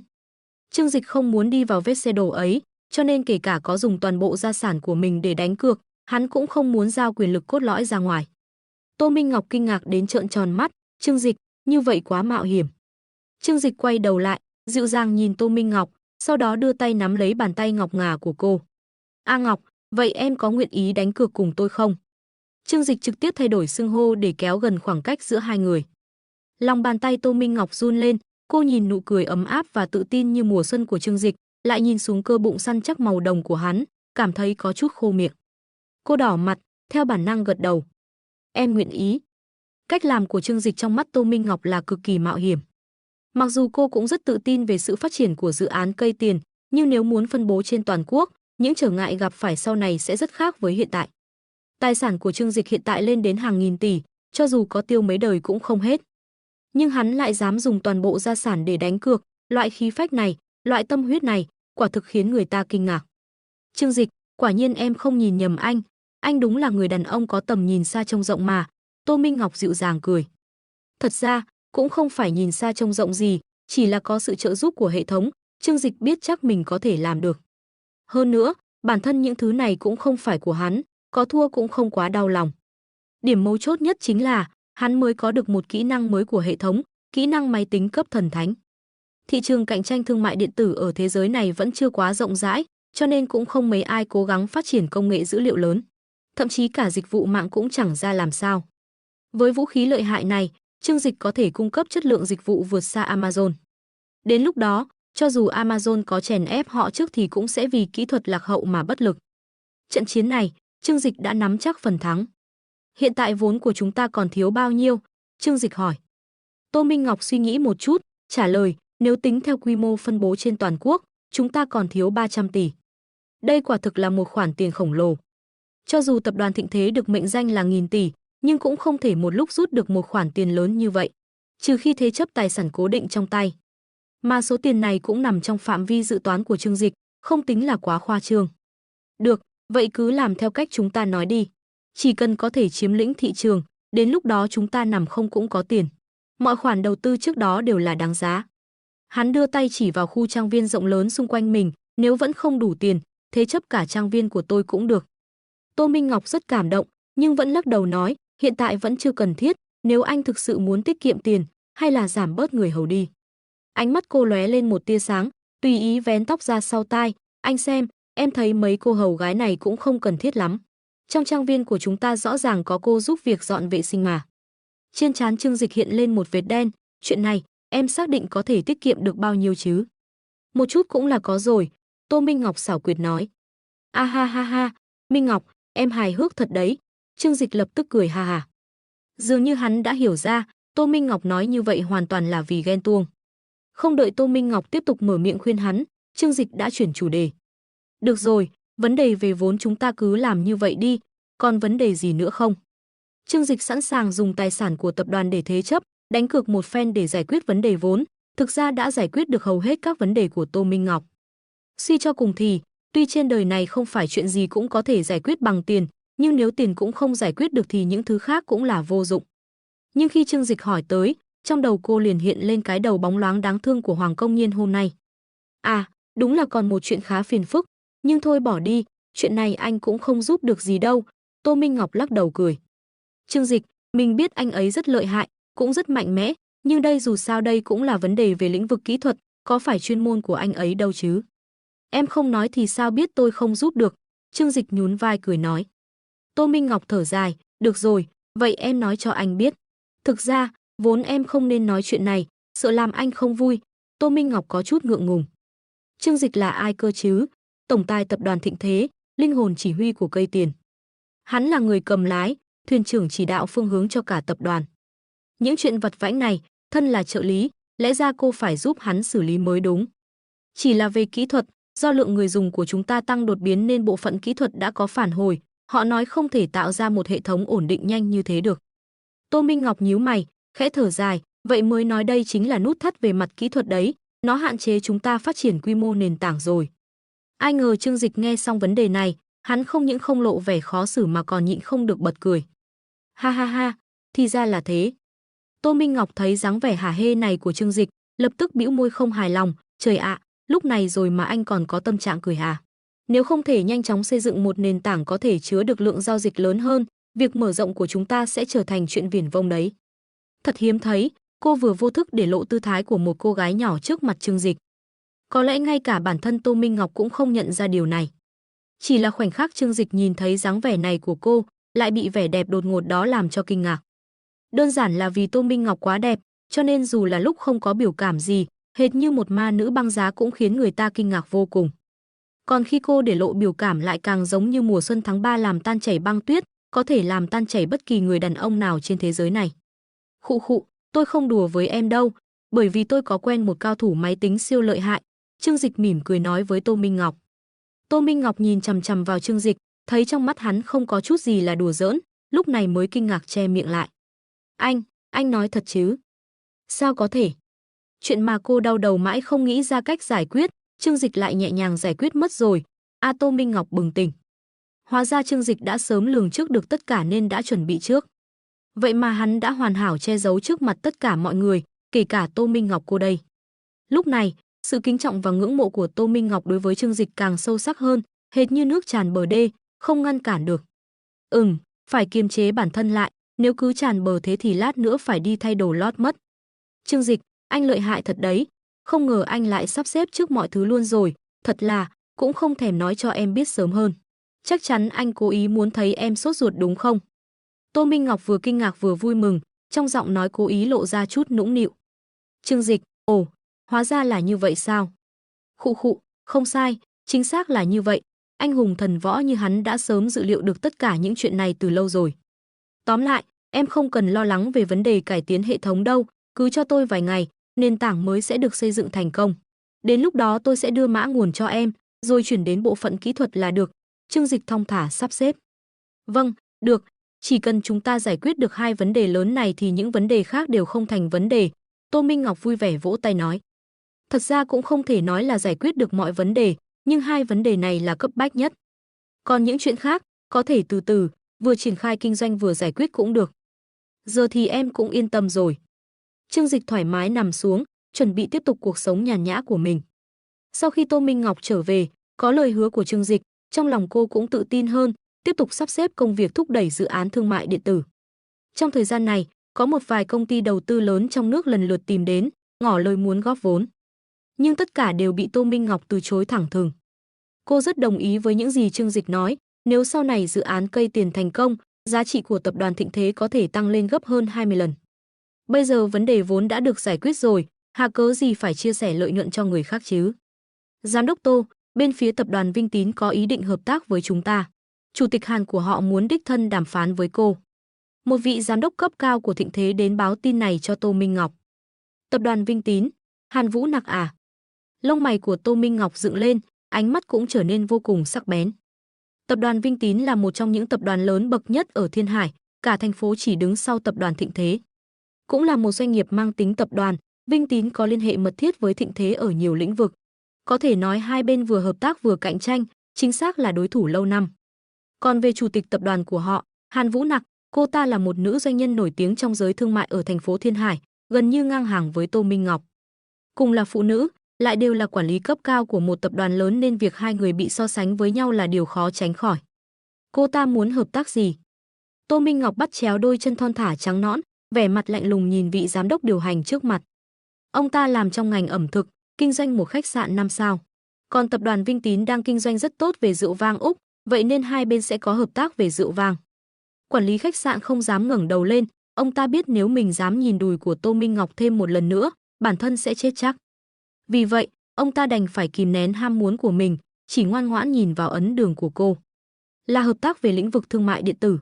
Tập đoàn Vinh Tín muốn đầu tư vào tập đoàn chúng ta, dù sao thì chúng ta cũng đang thiếu vốn đúng không? Vị quản lý này nói một cách táo bạo.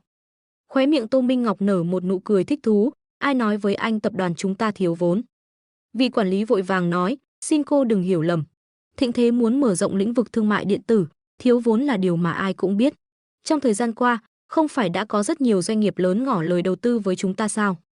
Dòng tiền của tập đoàn Thịnh Thế chỉ có 1 hoặc 200 tỷ, một phần đáng kể còn phải dùng để kinh doanh thương mại thông thường. Vậy nên, không đủ vốn không phải vấn đề khó đoán. Tô Minh Ngọc hừ lạnh một tiếng, lạnh lùng quay mặt đi, không còn vấn đề vốn nào cả. Tổng giám đốc đã giải quyết xong hết rồi, vậy nên các anh cũng không cần lo lắng nữa. Còn về Hàn Vũ Nặc đó, anh giúp tôi nói với cô ta. Tập đoàn Thịnh Thế sẽ không hợp tác với cô ta. Nụ cười trên khóe miệng cô càng trở nên lạnh lùng hơn. Tại trụ sở tập đoàn Vinh Tín, trong phòng làm việc của chủ tịch ở tầng 66, không gian rộng lớn đều được lấp đầy bởi những đồ nội thất thời trang tao nhã. Ghế sofa của Ý, ghế dài thủ công của Đức, bàn trà hòa thị của Nhật Bản. Thậm chí ở góc tường phủ kín hoa tươi còn đặt thêm mấy con búp bê rất đáng yêu. Tất nhiên, những con búp bê có thể được đặt ở đây cũng không phải hàng rẻ tiền vài nghìn tệ một con ở siêu thị, mà là hàng cao cấp do những nghệ nhân làm búp bê thủ công nổi tiếng làm ra, quần áo được khâu bằng chỉ vàng, váy thì đính đầy kim cương, một con có giá trị lên đến hàng triệu đô la Mỹ. Còn trong chiếc tủ nửa mở trên tường, có thể mơ hồ nhìn thấy mấy chiếc roi da đen thô dài, còng tay và các dụng cụ khác. Rất khó tưởng tượng đây là phòng làm việc của chủ tịch tập đoàn Vinh Tín, chứ không phải phòng sưu tầm đồ cá nhân của một kẻ ham vui nào đó. Nhưng nhiều người giới thượng lưu ở tỉnh Giang Nam đều biết, chủ tịch tập đoàn Vinh Tín Hàn Vũ Nặc chính là một người phụ nữ phong tình biết ăn chơi như vậy. Lúc này, cô ta đang đứng trước cửa kính, một tay đặt ngang dưới chân núi Phú Sĩ cao ngất, tay kia tao nhã dùng ngón tay kẹp điện thoại đặt bên tai. Bộ vest công sở màu xám mặc trên người cô ta như nhỏ hơn một cỡ, luôn có thể nhìn thấy bờ vai tròn trịa hở ra, còn có cả rãnh Mariana sâu thẳm như đang mời gọi người khác thưởng thức.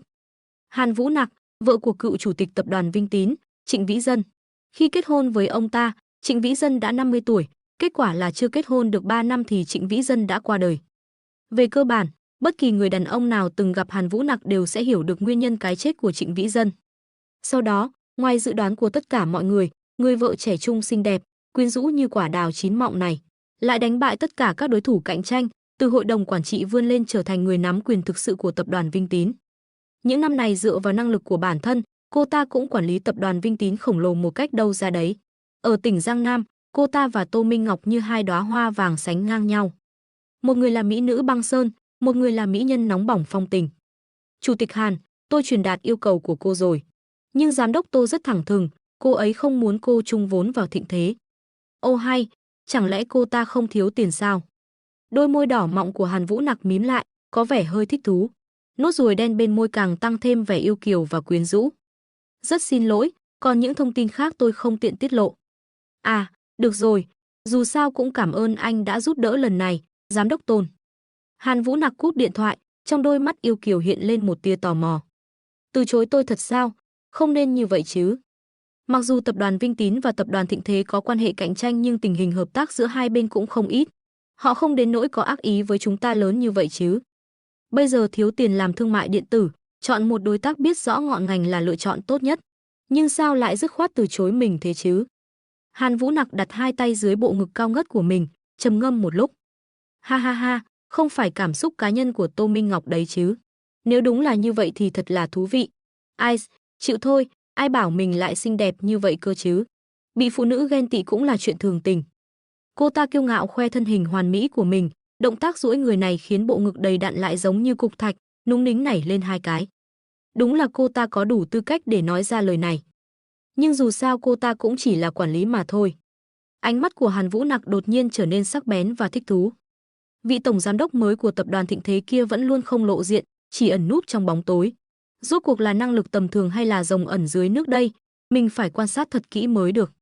Chiếc máy tính Trương Dịch muốn mua đã nhanh chóng được chuyển đến thông qua dịch vụ chuyển phát nhanh quốc tế. Chiếc máy tính này trị giá hàng triệu đô la Mỹ, được 4 nhân viên chuyển phát nhanh dùng xe chuyên dụng chở đến tận nhà. Còn bố trí thêm một kỹ sư đến lắp ráp cho Trương Dịch. Rõ ràng, đối với khách hàng cấp độ này, ngay cả công ty máy tính cũng sẽ cung cấp dịch vụ VIP. Khi xe chuyển phát nhanh đến cổng trang viên, thậm chí còn có chút nghi ngờ, có phải họ giao nhầm địa chỉ rồi không? Không phải chứ, máy chủ cao cấp như vậy, đáng lẽ phải vào viện nghiên cứu, hoặc là một trường đại học nào đó sử dụng nghiên cứu cấp cao, mà sao lại chuyển đến đây? Nhân viên chuyển phát nhanh nhìn xung quanh, lại cẩn thận xác nhận lại bản đồ, vẻ mặt ngơ ngác nói. Nhìn nơi này là biết người giàu ở rồi, chắc lại là đám người giàu có cố tình mua máy tính cao cấp để khoe mẽ đấy mà. Nhân viên chuyển phát nhanh bên cạnh khinh thường nói. Đám người này đúng là có tiền không biết tiêu vào đâu, cả ngày chỉ biết lên mạng xem phát trực tiếp, tặng thưởng cho nữ phát thanh viên, hoặc chỉ cắm mặt chơi game, vậy mà lại mua chiếc máy tính trị giá hàng triệu đô la Mỹ để chơi, đúng là lãng phí của trời. Kỹ sư phụ trách lắp ráp bên cạnh vuốt ve chiếc hộp được làm bằng hợp kim, vẻ mặt tiếc nuối. Là một kỹ sư thường xuyên lắp ráp máy tính cho khách hàng cao cấp, hắn ta có tình cảm rất sâu sắc với máy tính. Lúc này lại có chút cảm giác châu báu phủ bụi. Ngay lúc này, bên cạnh đột nhiên truyền đến một giọng nói cười. Không ngờ các anh nhìn người chuẩn thế nhỉ, quả thực bị các anh nói trúng rồi. Bình thường nếu tôi muốn ăn món ăn nào, tôi sẽ trực tiếp mua luôn cả nhà hàng đó. Nếu muốn ngắm tuyết thì mua luôn một chiếc trực thăng bay thẳng đến Bắc Cực, ai bảo tôi có nhiều tiền chứ. Trương Dịch dựa người bên cửa xe của họ, trêu chọc nhìn mấy người trong xe nói. Biểu cảm 4 nhân viên chuyển phát nhanh và kỹ sư trên xe bắt đầu khó chịu, thực sự rất tốn công mới nhịn được không đấm cho khuôn mặt đẹp trai này một cái. Có tiền thì ghê gớm lắm à? Đẹp trai thì ghê gớm lắm à? Hừ, đồ chết tiệt. Được rồi, chuyển vào cho tôi đi. Trương Dịch vỗ tay rồi đi về phía cổng trang viên. Lúc này mới 9 giờ sáng, hắn vừa ra ngoài chạy bộ về. Sau khi chạy một vòng dọc theo đường chạy bằng cao su hẹp trong rừng cây phong bên ngoài trang viên, cả người đều sảng khoái. Hừ, chẳng qua là có tí tiền thôi mà, có gì ghê gớm chứ. Một nhân viên chuyển phát nhanh nhỏ giọng lẩm bẩm. Nhưng họ vẫn phải ngoan ngoãn lái xe vào, sau đó dỡ hàng cho Trương Dịch. Chủ nhân, ngài vất vả rồi. Xe vừa mới chạy đến bậc thang của biệt thự khổng lồ, đột nhiên có hai cô gái xinh đẹp siêu cấp dễ thương chạy ra từ trong biệt thự. Mấy nhân viên chuyển phát nhanh và kỹ sư đều ngây người. Đây lại là hai chị em sinh đôi, đều xinh đẹp, đáng yêu như nhau, hơn nữa lại còn mặc trang phục hầu gái.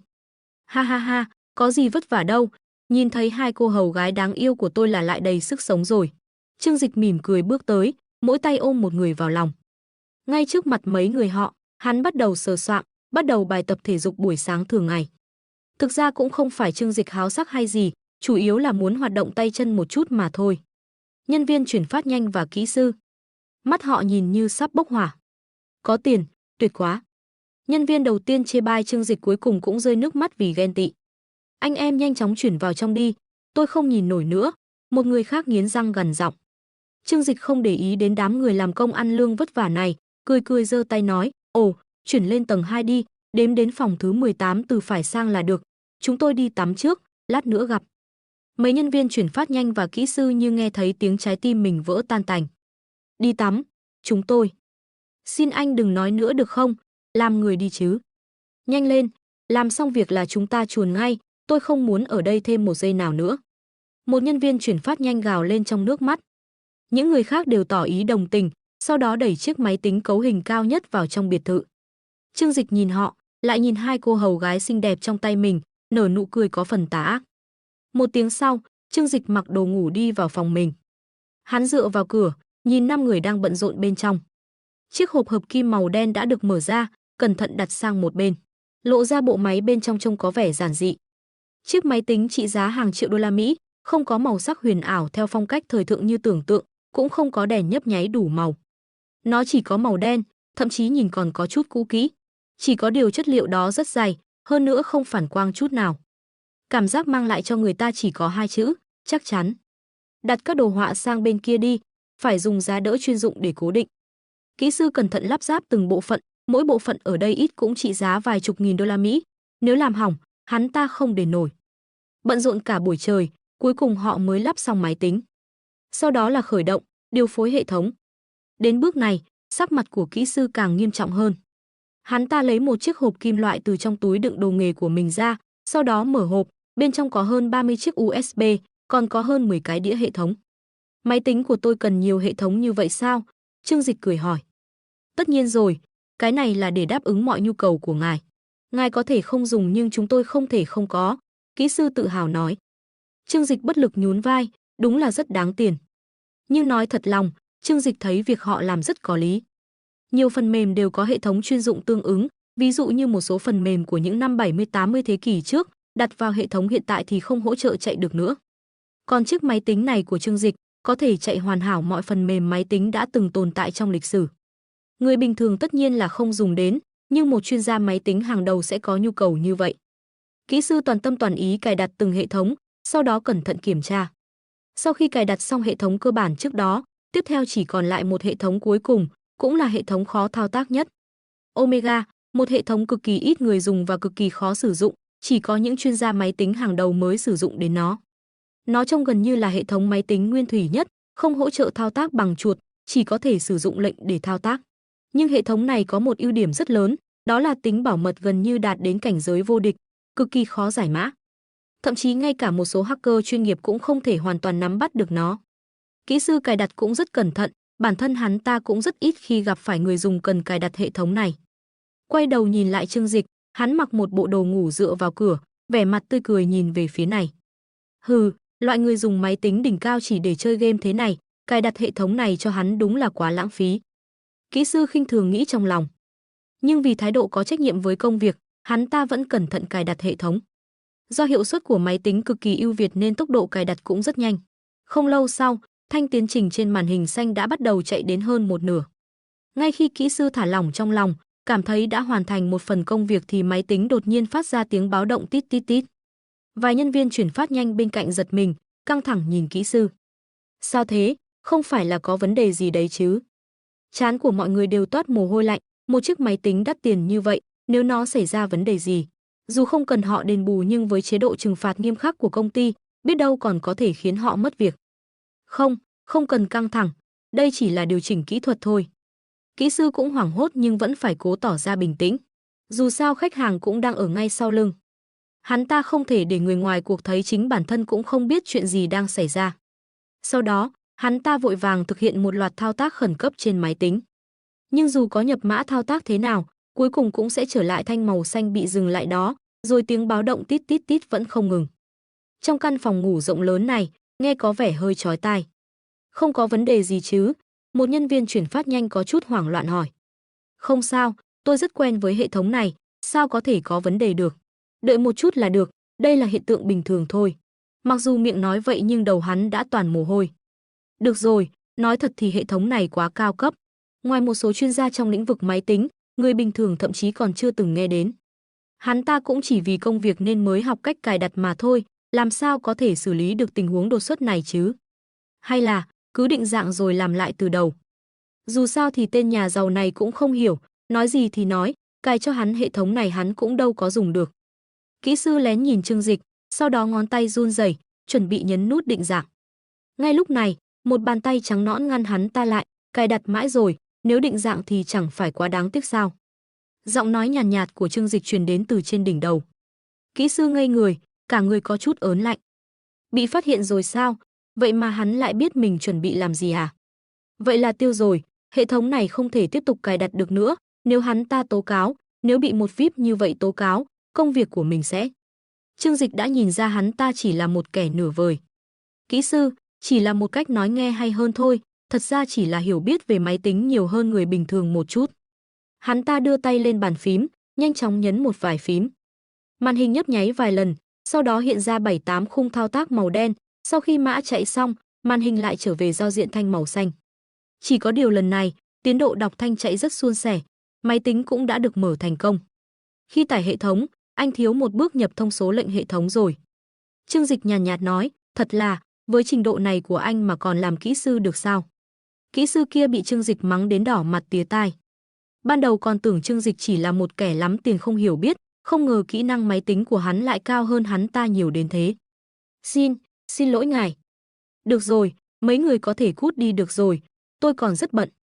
Trương Dịch xua tay đuổi họ đi, sau khi nhận được thiết bị, hắn phải bắt đầu viết chương trình cho trang web mới. Kỹ sư và 4 nhân viên giao hàng xấu hổ vô cùng, vội vàng mang đồ nghề rời đi. Đi được nửa đường, họ thấy hai người hầu gái mặc trang phục rất gợi cảm, bưng cà phê và điểm tâm đi tới. Bộ trang phục hầu gái kia khiến người ta không thể cưỡng lại được, chỗ nào nên hở thì hở, chỗ nào không nên hở cũng hở, gần như có thể sánh ngang với bikini.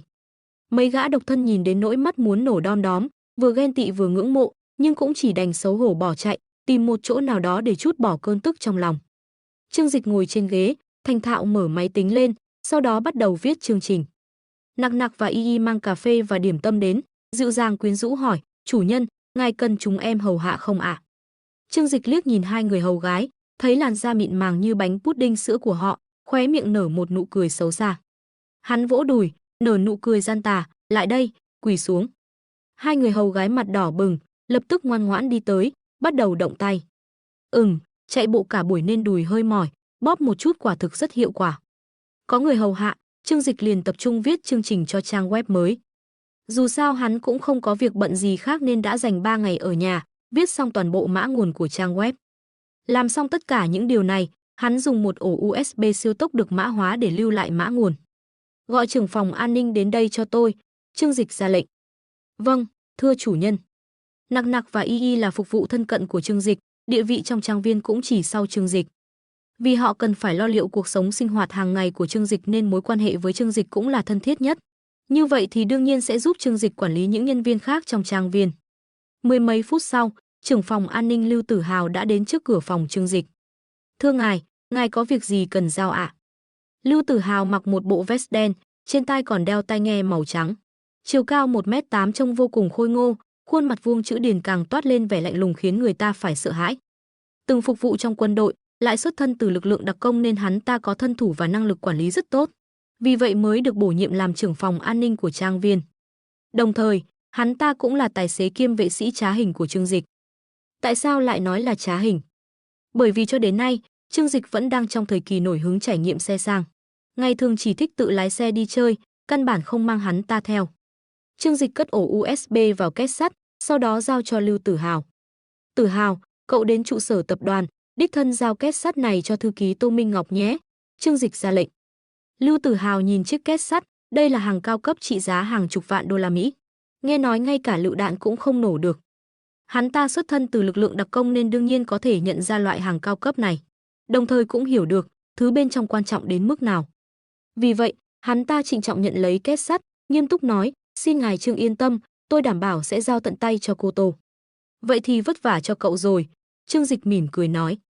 Ngài Trương không cần khách sáo, đây vốn là việc của tôi mà. Lưu Tử Hào cố nặn ra một nụ cười có phần cứng nhắc trên mặt, có thể thấy được rằng bình thường hắn ta rất ít khi có biểu cảm rõ ràng như vậy. Sau khi nhận lấy két sắt từ tay Trương Dịch, hắn ta lập tức rời khỏi trang viên, lái chiếc Mercedes được trang bị riêng cho đội bảo vệ của họ đến tòa nhà trụ sở tập đoàn Thịnh Thế. Chưa đầy nửa tiếng sau, Lưu Tử Hào đã đến khu CBD nổi tiếng của thành phố Thiên Hải. Hắn ta thuận lợi dùng thẻ của mình để vào tòa nhà, rồi đi thẳng đến phòng giám đốc nơi Tô Minh Ngọc làm việc. Trợ lý của Tô Minh Ngọc là Điền Huệ đã đợi hắn ta ở cửa. Anh Lưu Tử Hào phải không ạ? Điền Huệ lịch sự hỏi. Lưu Tử Hào và Điền Huệ đã gặp nhau vài lần, dù sao Điền Huệ cũng luôn đi theo Tô Minh Ngọc, khi Tô Minh Ngọc đến trang viên thỉnh thoảng cũng sẽ mang cô ta theo. Chỉ là, có vẻ như cô ta không có ấn tượng gì sâu sắc về hắn ta. Tôi là Lưu Tử Hào, muốn gặp cô Tô Minh Ngọc. Giọng nói của Lưu Tử Hào rất xúc tích và mạnh mẽ. Điền Huệ sáng mắt lên, có chút hứng thú với người đàn ông xuất thân từ quân đội này. Mời anh vào, giám đốc Tô đã đợi anh ở trong rồi. Lưu Tử Hào theo Điền Huệ vào phòng giám đốc, Tô Minh Ngọc đang ngồi trước chiếc bàn làm việc khổng lồ, cúi đầu xử lý các tài liệu trước mặt. Các tài liệu bên cạnh cô đã chất thành mấy chồng cao, toàn bộ đều là những hợp đồng quan trọng từ các khu vực khác nhau. Tốc độ mở rộng hoạt động kinh doanh của dự án cây tiền quá nhanh, vì vậy các nhà cung cấp và khách hàng cũng tăng trưởng theo cấp số nhân. Lượng công việc như vậy mỗi ngày đều là rất bình thường, mà chỉ tính riêng bản giấy, còn chưa bao gồm các tệp điện tử. Giám đốc Tô, anh Lưu Tử Hào đến rồi, Điền Huệ lên tiếng. Lúc này Tô Minh Ngọc mới ngẩng khuôn mặt tuyệt mỹ khuấy đảo thế gian của cô lên, biểu cảm lạnh như băng, khi nhìn thấy Lưu Tử Hào lại nở một nụ cười nhẹ. Là anh Trương Dịch bảo anh đến sao? Sự xuất hiện đột ngột của Lưu Tử Hào khiến cô có chút ngạc nhiên, bởi vì Trương Dịch không hề nói gì với cô. Sự ngạc nhiên nho nhỏ lại đột ngột này, khiến cô cảm nhận được chút ngọt ngào giữa chuỗi công việc căng thẳng. Bất kể là người phụ nữ nào cũng sẽ thích những thứ mang tên bất ngờ. Lưu Tử Hào gật đầu, đưa két sắt tới. Đây là thứ ngài Trương bảo tôi chuyển đến cho cô. Tô Minh Ngọc sáng mắt lên, nhận lấy chiếc két sắt không quá lớn từ tay Lưu Tử Hào. Chiếc két sắt màu bạc trông rất chắc chắn và sang trọng, không gian bên trong không lớn, vừa đủ để chứa tài liệu quan trọng. Tôi đã chuyển đồ đến rồi, vậy tôi xin phép. Lưu Tử Hào chuyển đồ xong liền không chậm trễ thêm một giây nào, quay người rời khỏi phòng giám đốc.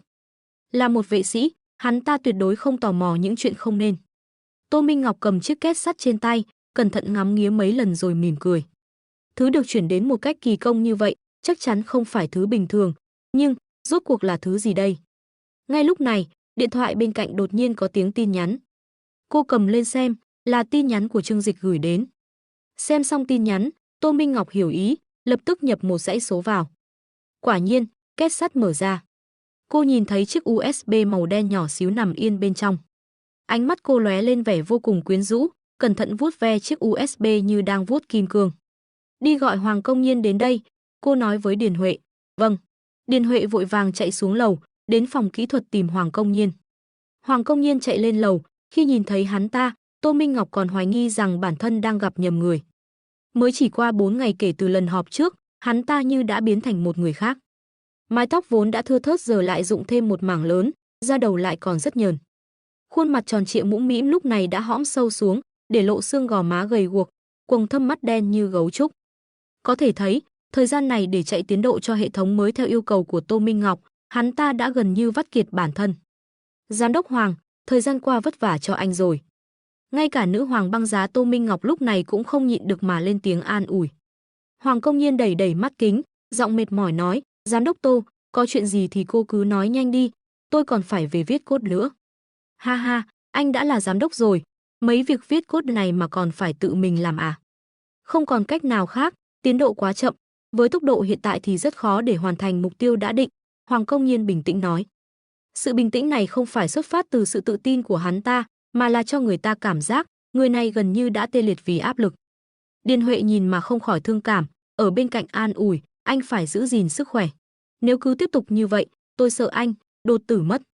Ồ, đột tử à, vậy thì phiền phức rồi, như vậy thì tiến độ của tôi sẽ không hoàn thành được. Hoàng Công Nhiên rất bình tĩnh nói, Điền Huệ, đây mới thực sự gọi là người làm công ăn lương. Cháp cháp cháp. Tô Minh Ngọc vỗ tay thật mạnh, vẻ mặt phấn khởi nhìn Hoàng Công Nhiên, nói hay lắm, đây mới là dáng vẻ mà giám đốc kỹ thuật của tập đoàn Thịnh Thế chúng ta nên có. Giám đốc Hoàng, anh rất xuất sắc. Nhưng mà, nếu lúc này anh thực sự ngã xuống thì ai sẽ chịu trách nhiệm cho các dự án sau này của chúng ta đây? Nên là, anh hãy xem cái này đi. Cô nói rồi đưa chiếc USB trong tay cho hắn ta. Ồ, đây là gì thế? Hoàng Công Nhiên ngẩng đầu nhìn Tô Minh Ngọc với vẻ mặt đờ đẫn. Mã nguồn của hệ thống mới, Tô Minh Ngọc khoanh tay hờ hững nói. Trong lòng cô cũng có chút tò mò, Trương Dịch gửi mã nguồn đến nhanh như vậy, rốt cuộc thứ này có phải thật hay không? Ngay cả nhóm do Hoàng Công Nhiên dẫn đầu cũng không làm được, mà hắn lại tìm được cao thủ ở đâu vậy? Hoàng Công Nhiên vốn như thây ma, khi nghe thấy câu này, trong mắt đột nhiên lóe lên một tia chế giễu. Hừ, giám đốc Tô, cô đừng đùa với tôi như vậy chứ. Mới có vài ngày mà đã có người làm ra hệ thống mới rồi sao? Nếu điều này là thật, tôi tự cạo chọc đầu luôn. Hắn ta vừa nói ra lời thề độc ác nhất đối với một lập trình viên. Vốn dĩ cũng chẳng còn mấy sợi tóc, có khác gì chọc đầu đâu, Điền Huệ bên cạnh nhỏ giọng chế giễu. Không giống nhau, Hoàng Công Nhiên nghe vậy liền kích động hét lên, ít nhất là bây giờ, tôi vẫn còn tóc. Điền Huệ nhìn mấy sợi tóc thưa thớt hai bên của hắn ta, còn phải cẩn thận vuốt từng sợi để che phần bên trên, không khỏi thấy thương cảm. Tô Minh Ngọc khoanh tay, nói với Hoàng Công Nhiên, anh là chuyên gia về phương diện này, vậy nên tôi muốn anh xem thử, rốt cuộc mã nguồn này thế nào. Cô rất tò mò, cũng có chút căng thẳng nhìn chằm chằm vào chiếc USB trong tay Hoàng Công Nhiên. Không phải cô không tin tưởng Trương Dịch, mà là vào thời điểm này, tiến độ của hệ thống sẽ quyết định tốc độ chiếm lĩnh thị trường tỉnh Giang Nam của họ. Trong thương trường, nhanh một bước thì bước nào cũng nhanh, nắm bắt được thời cơ rất quan trọng. Hừ, vậy thì để tôi xem thử, có lẽ chỉ là trò đùa do một kẻ không chuyên nào đó làm ra thôi. Tôi không tin đâu, Hoàng Công Nhiên khinh thường nói. Với tư cách là chuyên gia kỹ thuật hàng đầu trong nước, hắn ta căn bản không tin có người có thể nhanh hơn mình nhiều như vậy. Chiếc USB được cắm vào máy tính xách tay mà hắn ta mang theo bên mình. Hoàng Công Nhiên lơ đãng mở mã nguồn, bắt đầu chạy thử. Trong nháy mắt, vô số mã bắt đầu chạy điên cuồng, kết quả thử nghiệm được hiển thị hoàn hảo trong giao diện. Ánh sáng nhấp nháy trên màn hình, khuôn mặt nửa sống nửa chết của Hoàng Công Nhiên đột nhiên bùng phát ra thứ ánh sáng còn chói hơn cả cái đầu chọc của hắn ta. Đây là... Đồng tử của hắn ta đột nhiên co lại, hai mắt nhìn chằm chằm vào chương trình thử nghiệm trên màn hình. Sao vậy, chương trình này có dùng được không? Tô Minh Ngọc cũng có chút căng thẳng nhưng vẫn cố tỏ ra bình tĩnh hỏi. Ngay sau đó, Hoàng Công Nhiên ngửa mặt lên trời gào thét, đây quả thực là kiệt tác của thần thánh.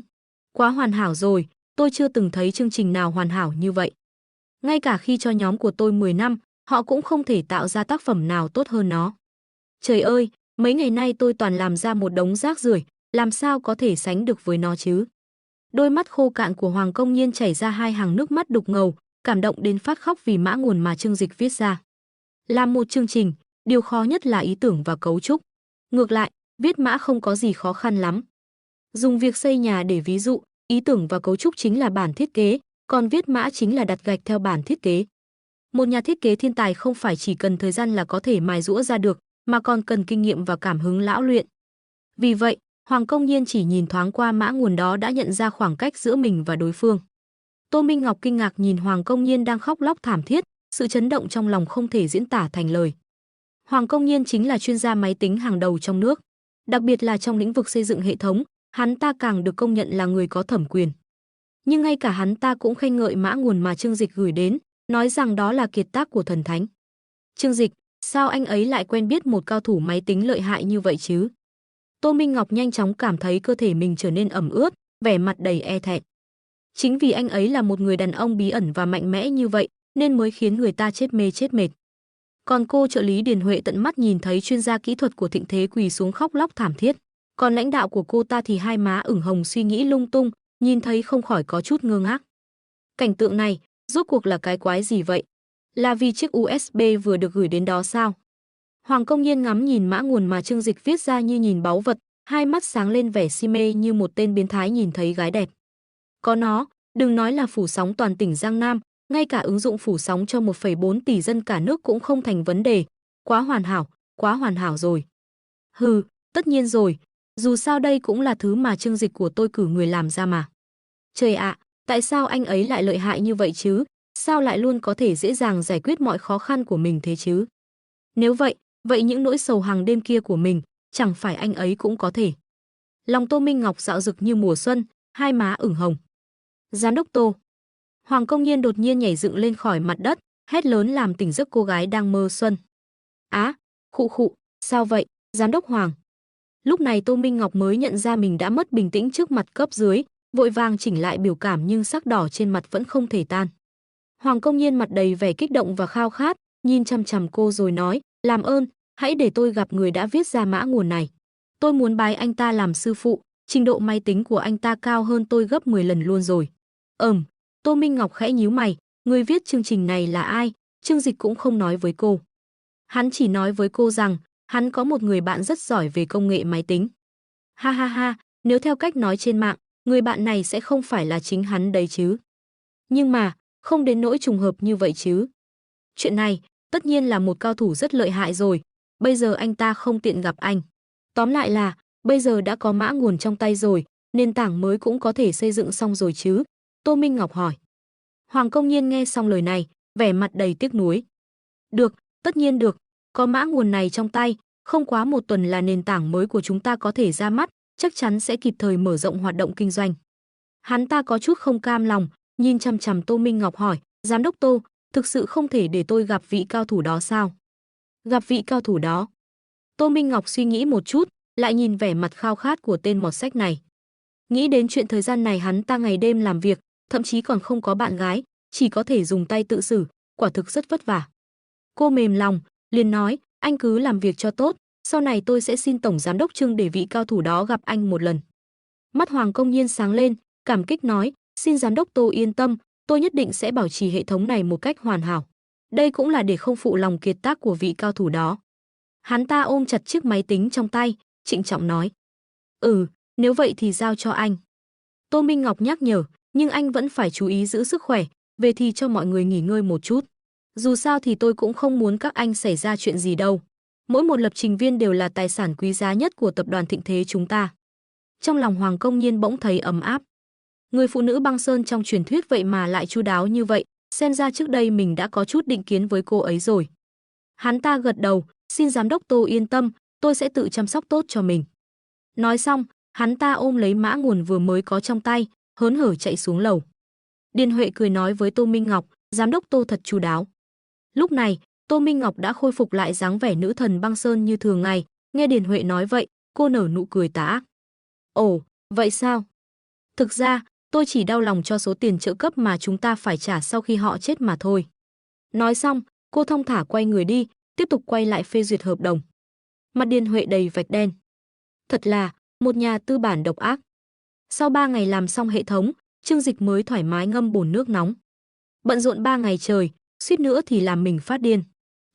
cũng nên ra ngoài tìm hai cô em gái nóng bỏng để giải tỏa căng thẳng rồi. Đúng lúc Trương Dịch chuẩn bị lái chiếc Pagani phong lưu của mình đến cổng trường đại học nào đó, đặt một chai nước giải khát đắt nhất để tán tỉnh hai cô em gái thì một lá thư được đưa đến tay hắn. Phong bì có màu hồng phấn, trên đó còn có một dấu môi nhỏ màu đỏ tươi. Trương Dịch nếm thử, còn có cảm giác nước bọt, xem ra là do người ta làm thủ công. Ai gửi đến vậy? Hắn tò mò hỏi Nặc Nặc về người gửi thư. Nặc Nặc vừa nhìn thấy hành động của Trương Dịch, mặt mày đỏ bừng, em không biết, sáng sớm bảo vệ đã thấy ở cổng rồi. Nói đến đây, cô ấy vội vàng hỏi, có cần em soát lại camera để xem không? Trương Dịch lắc đầu, không cần, nhìn phong bì thế này, hẳn là một người phụ nữ viết thư cho tôi. Đành chịu thôi, trên thế giới này có quá nhiều người thèm khát cơ thể tôi mà, có lẽ là một fan não tàn nào đó thôi. Trương Dịch tự tin nói, tiện tay xé phong bì ra. Phong bì vừa được mở ra, lập tức tỏa hương thơm ngào ngạt. Ánh mắt Trương Dịch lóe lên, Kurawa. Hắn đưa hai ngón tay từ từ nhét vào phong bì, sau đó từ từ kéo ra một chiếc quần lót ren màu đen. Á, cái này. Nặc Nặc kinh ngạc che miệng lại, người phụ nữ này thật phóng đãng. Trong mắt Trương Dịch bùng lên một tia sáng nóng bỏng, người phụ nữ này thật phóng đãng, mình thích. Chết tiệt, tuy mình cũng rất thích ca hát, nhảy múa, rap và bóng rổ nhưng vẫn chưa chính thức ra mắt mà. Sao lại có fan cuồng nhanh thế nhỉ? Mặc dù không biết là ai gửi nhưng mùi hương quen thuộc này. Trương Dịch cẩn thận ngửi, cuối cùng xác định đây là một loại nước hoa rất đắt tiền của Chanel. Bản thân hắn không biết nhiều về nước hoa, nhưng sống ở đất Thiên Hải này, chưa ăn thịt lợn thì chưa thấy lợn chạy sao. Trước đây hắn từng phục vụ cho một nữ giám đốc cấp cao của một tập đoàn nước ngoài, cô ta cũng dùng chính loại nước hoa này. Nó được mệnh danh là có tác dụng hạ gục đàn ông, thường thích hợp với những quý cô yêu kiều, quyến rũ, khi hẹn hò xịt một chút, gần như có thể so sánh với thuốc. Hừ, vậy mà muốn dùng mỹ nhân kế với tôi à? Đúng là thủ đoạn hay. Trương Dịch nghiến răng, là ai tiết lộ điểm yếu của tôi vậy? Chết tiệt. Nặc Nặc sợ sệt nói, về phương diện này, chủ nhân, đúng là khác người thường thật.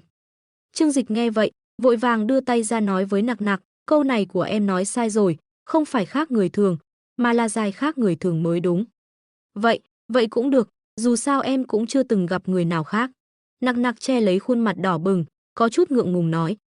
Trương Dịch cẩn thận quan sát chiếc quần lót ren màu đen kia, mười mấy phút sau mới luyến tiếc buông xuống. Hắn lại nhặt phong bì lên, muốn tìm manh mối gì đó bên trong. Lúc này mới phát hiện, bên trong còn có một mảnh giấy nhỏ, trên đó viết tối nay 8 giờ, khách sạn Nghi Xuân, phòng Xuân Ý Nồng. Bên dưới còn có chữ ký, nét chữ tròn trịa như tơ lụa viết 3 chữ Hàn Vũ Nặc. Hàn Vũ Nặc. Trương Dịch liếm môi, trong đầu lập tức hiện lên hình ảnh một người phụ nữ quyến rũ, lẳng lơ. Chủ tịch tập đoàn Vinh Tín Hàn Vũ Nặc, một nữ doanh nhân nổi tiếng ở Thiên Hải, đồng thời cũng là một người phụ nữ lẳng lơ, quyến rũ. Cô ta và Tô Minh Ngọc được mệnh danh là hai đóa hoa vàng của giới thương mại Thiên Hải, một người được gọi là đệ nhất mỹ nhân giới thương mại, một người được gọi là đệ nhất mỹ thiếu phụ giới thương mại. Nếu xét về nhan sắc, cô ta có kém Tô Minh Ngọc một chút. Nhưng nếu xét về khả năng quyến rũ đàn ông hay kỹ thuật trên phương diện đó, cô ta hoàn toàn đè bẹp một cô gái chưa từng trải như Tô Minh Ngọc. Hồi còn học đại học, bạn bè của Trương Dịch không ít lần dùng ảnh của cô ta để thủ. Tất nhiên, đây chỉ là việc bạn bè của Trương Dịch làm, không liên quan đến Trương Dịch. Lời ám chỉ và lời mời gọi rõ ràng như vậy, chẳng lẽ muốn dùng mỹ nhân kế với mình hả? Trương Dịch nheo mắt, trong đầu lập tức nghĩ đến rất nhiều thứ. Hắn có chút không vui, thế này thì thiếu thành ý quá. Nếu muốn dùng mỹ nhân kế, ít nhất cũng phải đưa thẳng thẻ phòng chứ. Hẹn ở phòng riêng là có ý gì, trên bàn cũng không tiện. Một lá thư đầy ẩn ý của Hàn Vũ Nặc được gửi thẳng đến nhà Trương Dịch. Lúc này, một tay hắn cầm chiếc quần lót ren nhỏ, một tay cầm tấm thiệp mời, trong đầu đang điên cuồng tưởng tượng ra những cảnh tượng sẽ xảy ra tối nay. Đó sẽ là loại phim chỉ có 2 diễn viên, bối cảnh cũng khá đơn giản. Khụ, tưởng tượng nhiêu đó là đủ rồi, nhiều quá hại sức khỏe. Trương Dịch đọc 2 lần cái tên Hàn Vũ Nặc, bắt đầu suy nghĩ xem rốt cuộc người phụ nữ này muốn làm gì. Ở Thiên Hải, tập đoàn Thịnh Thế luôn đè đầu tập đoàn Vinh Tín. Nhưng mà, cái thế đè đầu này cũng không quá vững. Thỉnh thoảng tập đoàn Vinh Tín phấn chấn lên, cũng muốn lật lại, tự mình hành động. Nhưng tất nhiên, trước đây khi tập đoàn Thịnh Thế chưa làm thương mại điện tử, thị trường thương mại cũng rất ổn định, không hề cho họ cơ hội này. Nhưng bây giờ, khi hoạt động thương mại điện tử mở ra, chắc chắn sẽ có một lượng lớn nguồn lực đổ vào đó. Ví dụ như tiền, Tô Minh Ngọc đã trực tiếp đổ 50 tỷ vào cây tiền làm vốn hoạt động sau này. Số tiền này đủ để duy trì hoạt động của toàn bộ tỉnh Giang Nam trong nhiều năm tới. Còn khoản vay ngân hàng đã đề cập trước đó là để phân bố cho toàn quốc, phòng ngừa xảy ra bất trắc. Tất nhiên, vay tiền phải vay sớm, nếu để đến lúc cần mới vay thì đã quá muộn. Việc triển khai thương mại điện tử chắc chắn sẽ ảnh hưởng đến các ngành công nghiệp khác. Việc giảm nguồn vốn sẽ khiến họ có phần bất lực khi cạnh tranh.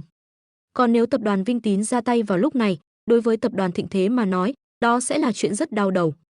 Trương Dịch đã nghĩ đi nghĩ lại mấy lần về mục đích Hàn Vũ Nặc tìm mình, loại trừ khả năng cao nhất là cô ta chỉ thèm muốn cơ thể mình ra thì khả năng còn lại, hoặc là đàm phán hợp tác, hoặc là chỉ đơn giản muốn gặp hắn, người sẽ chèo lái tập đoàn Thịnh Thế trong tương lai. Bên ngoài đồn thổi về Hàn Vũ Nặc không tốt lắm, mọi người đều nói cô ta dựa vào đàn ông để lên chức. Trước đây cô ta cũng đã làm chồng chết mệt, cũng chính là chủ tịch tập đoàn Vinh Tín trước đây. Sau đó lại dựa vào cơ thể để leo lên vị trí như ngày hôm nay. Cho nên lần này cô ta hẹn mình, chẳng lẽ muốn dùng lại chiêu cũ, chiếm lấy tập đoàn Thịnh Thế của mình sao? Ánh mắt Trương Dịch trầm xuống, hừ lạnh một tiếng. Hừ, thật sự quá coi thường tôi rồi, với sức khỏe của tôi đây, cô không làm tôi mệt được đâu. Lúc này, Y đi tới, lẩm bẩm một câu, chỉ có trâu chết vì mệt, làm gì có dụng bị cày hỏng đâu chứ. Biểu cảm của Trương Dịch có chút cứng đờ, đưa tay ôm chầm lấy cô ấy. Con nhóc này, em đang khiêu khích tôi đấy à? Y liếc Trương Dịch một cái đầy quyến rũ, chủ nhân đừng mà, buông em ra nào. Miệng thì nói vậy nhưng tay lại rất thành thạo luồn vào thắt lưng của Trương Dịch. Trương Dịch vội vàng đẩy cô ấy ra, đi, trẻ con thì ra chỗ khác chơi. Tối nay còn có chuyện lớn phải làm. Đối thủ này vô cùng khí thế, hắn phải dưỡng tinh mới có thể giành chiến thắng được. Tuyệt đối không thể hao tổn tinh khí vào lúc này. Y bĩu môi, không vui bỏ đi. Trương Dịch ngồi trên ghế sofa, gạt bỏ những suy nghĩ không đứng đắn trong đầu, bắt đầu suy nghĩ cẩn thận. Dù sao thì đối phương cũng là một tập đoàn có giá trị thị trường gần 1.000 tỷ, không kém tập đoàn Thịnh Thế là bao. Đã được đối phương bày tỏ thành ý thế này, hắn chắc chắn phải đi. Nhưng hắn phải làm rõ mục đích Hàn Vũ Nặc tìm mình là gì. Hắn lấy điện thoại ra, nhìn vào danh bạ. Tên Tô Minh Ngọc ngang nhiên nằm trong danh sách. Nếu muốn hỏi về Hàn Vũ Nặc, Tô Minh Ngọc chắc chắn là người tốt nhất. Cô ấy và Hàn Vũ Nặc là đối thủ lâu năm, chắc chắn sẽ hiểu rõ người phụ nữ này trong lòng bàn tay. Hơn nữa, gần đây cô ấy cũng nắm rõ động thái của tập đoàn Vinh Tín. Nhưng mà, Trương Dịch nghĩ đến sự thông minh của Tô Minh Ngọc, chắc chắn cô ấy sẽ nhanh chóng đoán ra mình muốn gặp Hàn Vũ Nặc. Với thái độ cứng rắn của cô ấy, đến lúc đó không biết sẽ làm ra chuyện gì. Tuy Trương Dịch là một tên háo sắc nhưng hắn vẫn chưa chiếm được trái tim của Tô Minh Ngọc, vẫn phải cẩn thận một chút. Ôi trời ơi, đến lúc này mới phát hiện ra một sai lầm nghiêm trọng. Bấy lâu nay mình quá phụ thuộc vào Minh Ngọc, mọi tin tức của tập đoàn đều có được thông qua cô ấy. Một khi rời xa cô ấy, điều tra một số chuyện cũng khó quá. Trương Dịch xoa xoa trán. Nhưng rất nhanh sau đó, khóe miệng hắn đã lại nở nụ cười. May mà mình có tầm nhìn xa trông rộng. Hắn mở danh bạ, tìm một số khác, sau đó gọi đi. Tại văn phòng tài chính của tập đoàn Thịnh Thế. Cả một tầng lầu đều thuộc về phòng tài chính, bởi vì tập đoàn có hơn 60 công ty con và chi nhánh lớn nhỏ, khối lượng công việc rất lớn. Vì vậy, số lượng nhân viên tài chính được trang bị đã vượt quá 300 người. Toàn bộ tầng lầu, các phòng ban, từ trụ sở chính đến phòng tài chính của các công ty con đều bố trí nhân sự rất phức tạp. Còn văn phòng lớn nhất ở giữa là của trụ sở chính, cũng là phòng tài chính toàn mạng có khối lượng công việc nhiều nhất và phức tạp nhất. Dựa theo chức năng trong tài chính, nhân viên tài chính ở đây cũng được phân công đến các vị trí khác nhau, thực hiện công việc theo kiểu dây chuyền. Tổ chi phí là một bộ phận phụ trách chi phí hoàn trả, ngày thường tiếp xúc nhiều nhất với các bộ phận khác. Còn Trương Giai Giai, hiện tại được phân công làm việc tại bộ phận này, cô đã qua thời gian thực tập 2 tháng, trở thành một nhân viên chính thức. Bàn làm việc vuông vắn hệt như một tòa thành nhỏ hẹp, trên chiếc bàn không lớn ngoài máy tính ra thì về cơ bản đều bị các loại chứng từ hoàn trả chiếm hết. Khối lượng hoàn trả của cả tập đoàn rất lớn, đặc biệt là trụ sở chính bên này, còn phải chịu trách nhiệm về các khoản chi phí đi công tác khổng lồ của các giám đốc cấp cao. Trong quá trình kiểm tra không được phép có một chút sơ suất nào, toàn là khoản hoàn trả lên đến hàng chục triệu, nếu xảy ra sai sót, hậu quả không phải thứ nhân viên bình thường có thể chịu trách nhiệm được. Là một nhân viên mới, Trương Giai Giai làm việc rất chăm chỉ, cô vừa cố gắng hết sức kiểm tra xong một đống chứng từ hoàn trả trên bàn. Kiểm tra trong hệ thống hệ thống sẽ tự động gửi đến tay giám đốc tài chính cấp dưới. Cuối cùng cũng xong rồi. Trương Giai Giai ôm tập giấy chứng từ hoàn trả, nhét tất cả vào một thùng giấy lớn dưới chân. Sau đó còn phải làm chứng từ và lưu trữ, hiện tại chỉ mới hoàn thành bước đầu tiên mà thôi. Ngay lúc này, một nữ nhân viên tóc vàng bên cạnh nhìn thấy cảnh này, lập tức cười tươi chạy đến, trực tiếp thả một đống chứng từ hoàn trả bịch một tiếng lên bàn Trương Giai Giai. Giai Giai, em giỏi quá đi, làm việc nhanh thật đấy. Ôi, chị Hứa này không ổn rồi, tuổi già sức yếu, đầu óc không tốt, mỗi ngày về nhà còn phải chăm con. Lần này vất vả cho em một chút, giúp chị kiểm tra những thứ này nhé. Nhân viên cũ này tên là Hứa Khiêm, làm việc ở vị trí này đã 5 năm, thâm niên hơn Trương Giai Giai rất nhiều. Hành động này bị Trương Quyên và Vu Hội Đào ở tổ bên cạnh nhìn thấy. Hai người nhíu mày, bởi vì tình huống tương tự như vậy họ đã thấy nhiều lần rồi.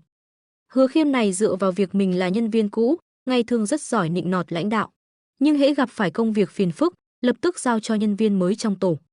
Đáng tiếc là cô ta và quản lý tổ Thành Tân Mai có quan hệ rất tốt, vậy nên những nhân viên mới đến chỉ có thể nhẫn nhịn. Trương Giai Giai hơi nhíu mày nhưng rất nhanh đã giãn ra. Vâng, được thôi, chị Hứa. Cô cười tươi nhìn Hứa Khiêm. Ôi, con bé này sao mà ngốc thế? Trương Quyên bất lực lắc đầu, cô ấy cũng là một người thâm niên nhưng chưa bao giờ làm chuyện bắt nạt nhân viên mới như thế này. Chuyện này mà có lần một, chắc sau này sẽ luôn có lần hai, tôi thấy nhiều rồi. Nhân viên mới Vu Hội Đào ở đối diện lén hỏi, chị Quyên, sao cô ta lúc nào cũng như vậy chứ? Trương Giai Giai đã đủ bận rồi, ngày nào cũng tăng ca. Trương Quyên giáo huấn, em thì hiểu cái gì chứ? Đây chính là văn hóa doanh nghiệp. Có những người xui xẻo, gặp phải đồng nghiệp và lãnh đạo rất phiền phức, nhưng thân là nhân viên mới chỉ có thể nhẫn nhịn. Nói đến đây, cô ấy đắc ý nhếch mép, cho nên cô bé như em nên cảm thấy may mắn đi, gặp được người như chị cơ mà. Vu Hội Đào thè lưỡi, lại nhìn sang Trương Giai Giai bị Hứa Khiêm ôm lấy, giả vờ quan tâm hỏi han, lập tức cảm thấy mình quá may mắn. Trương Giai Giai ở bên kia mím môi, còn Hứa Khiêm thì ôm lấy vai cô, ra vẻ là tiền bối thân thiết nói chuyện với cô. Giai Giai, em tốt bụng quá, may mà tổ chúng ta có em, ôi, nếu không có em thì chị không biết phải làm sao luôn. Em cũng biết đấy, năm ngoái chị mới sinh em bé, bây giờ con còn chưa đầy 1 tuổi. Mỗi ngày đều phải về nhà dỗ con, chị còn chẳng ngủ được một giấc ngon nào. Ôi, nếu không phải vì lười tìm việc mới, chị đã muốn nghỉ việc ở đây rồi.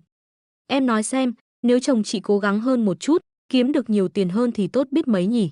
Nếu vậy chị có thể ở nhà làm bà nội trợ toàn thời gian rồi. Năm nào lương cũng chỉ có 50-60 vạn, làm chị đi mua mỹ phẩm cũng phải xem giá cả, những loại đắt hơn thì không dám mua nhiều. Cho nên nói ấy, sau này em tìm đối tượng phải cẩn thận. Chị thấy rõ rồi, phụ nữ tìm đàn ông căn bản không cần xem ngoại hình, tính cách gì cả, những thứ đó đều vô dụng. Cứ tìm một người đàn ông có tiền, để em ở nhà làm bà hoàng, như vậy mới sướng. Đối mặt với lời dạy bảo tận tình của Hứa Khiêm, Trương Giai Giai chỉ cười trừ, thỉnh thoảng một tiếng, thỉnh thoảng thì thật sao, thế à?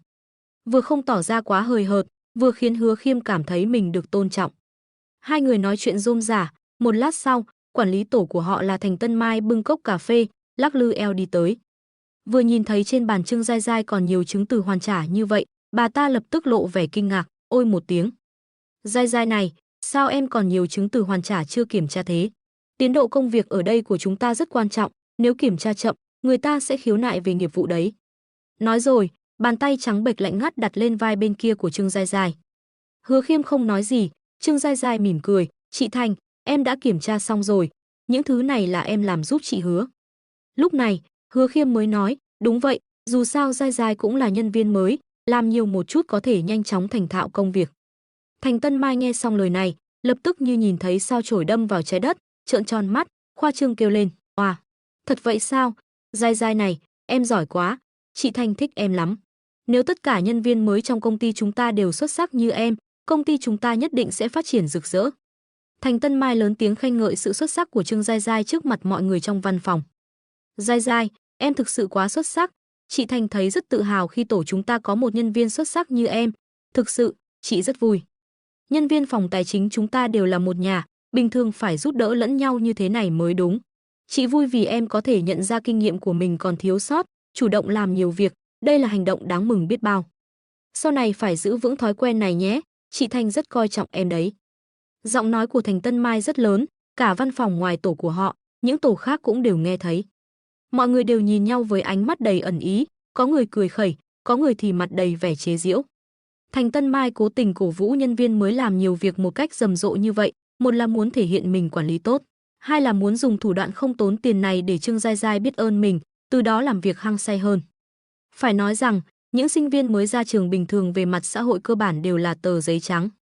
Làm việc thì nơm nớp lo sợ, sợ mắc phải sai lầm gì đó.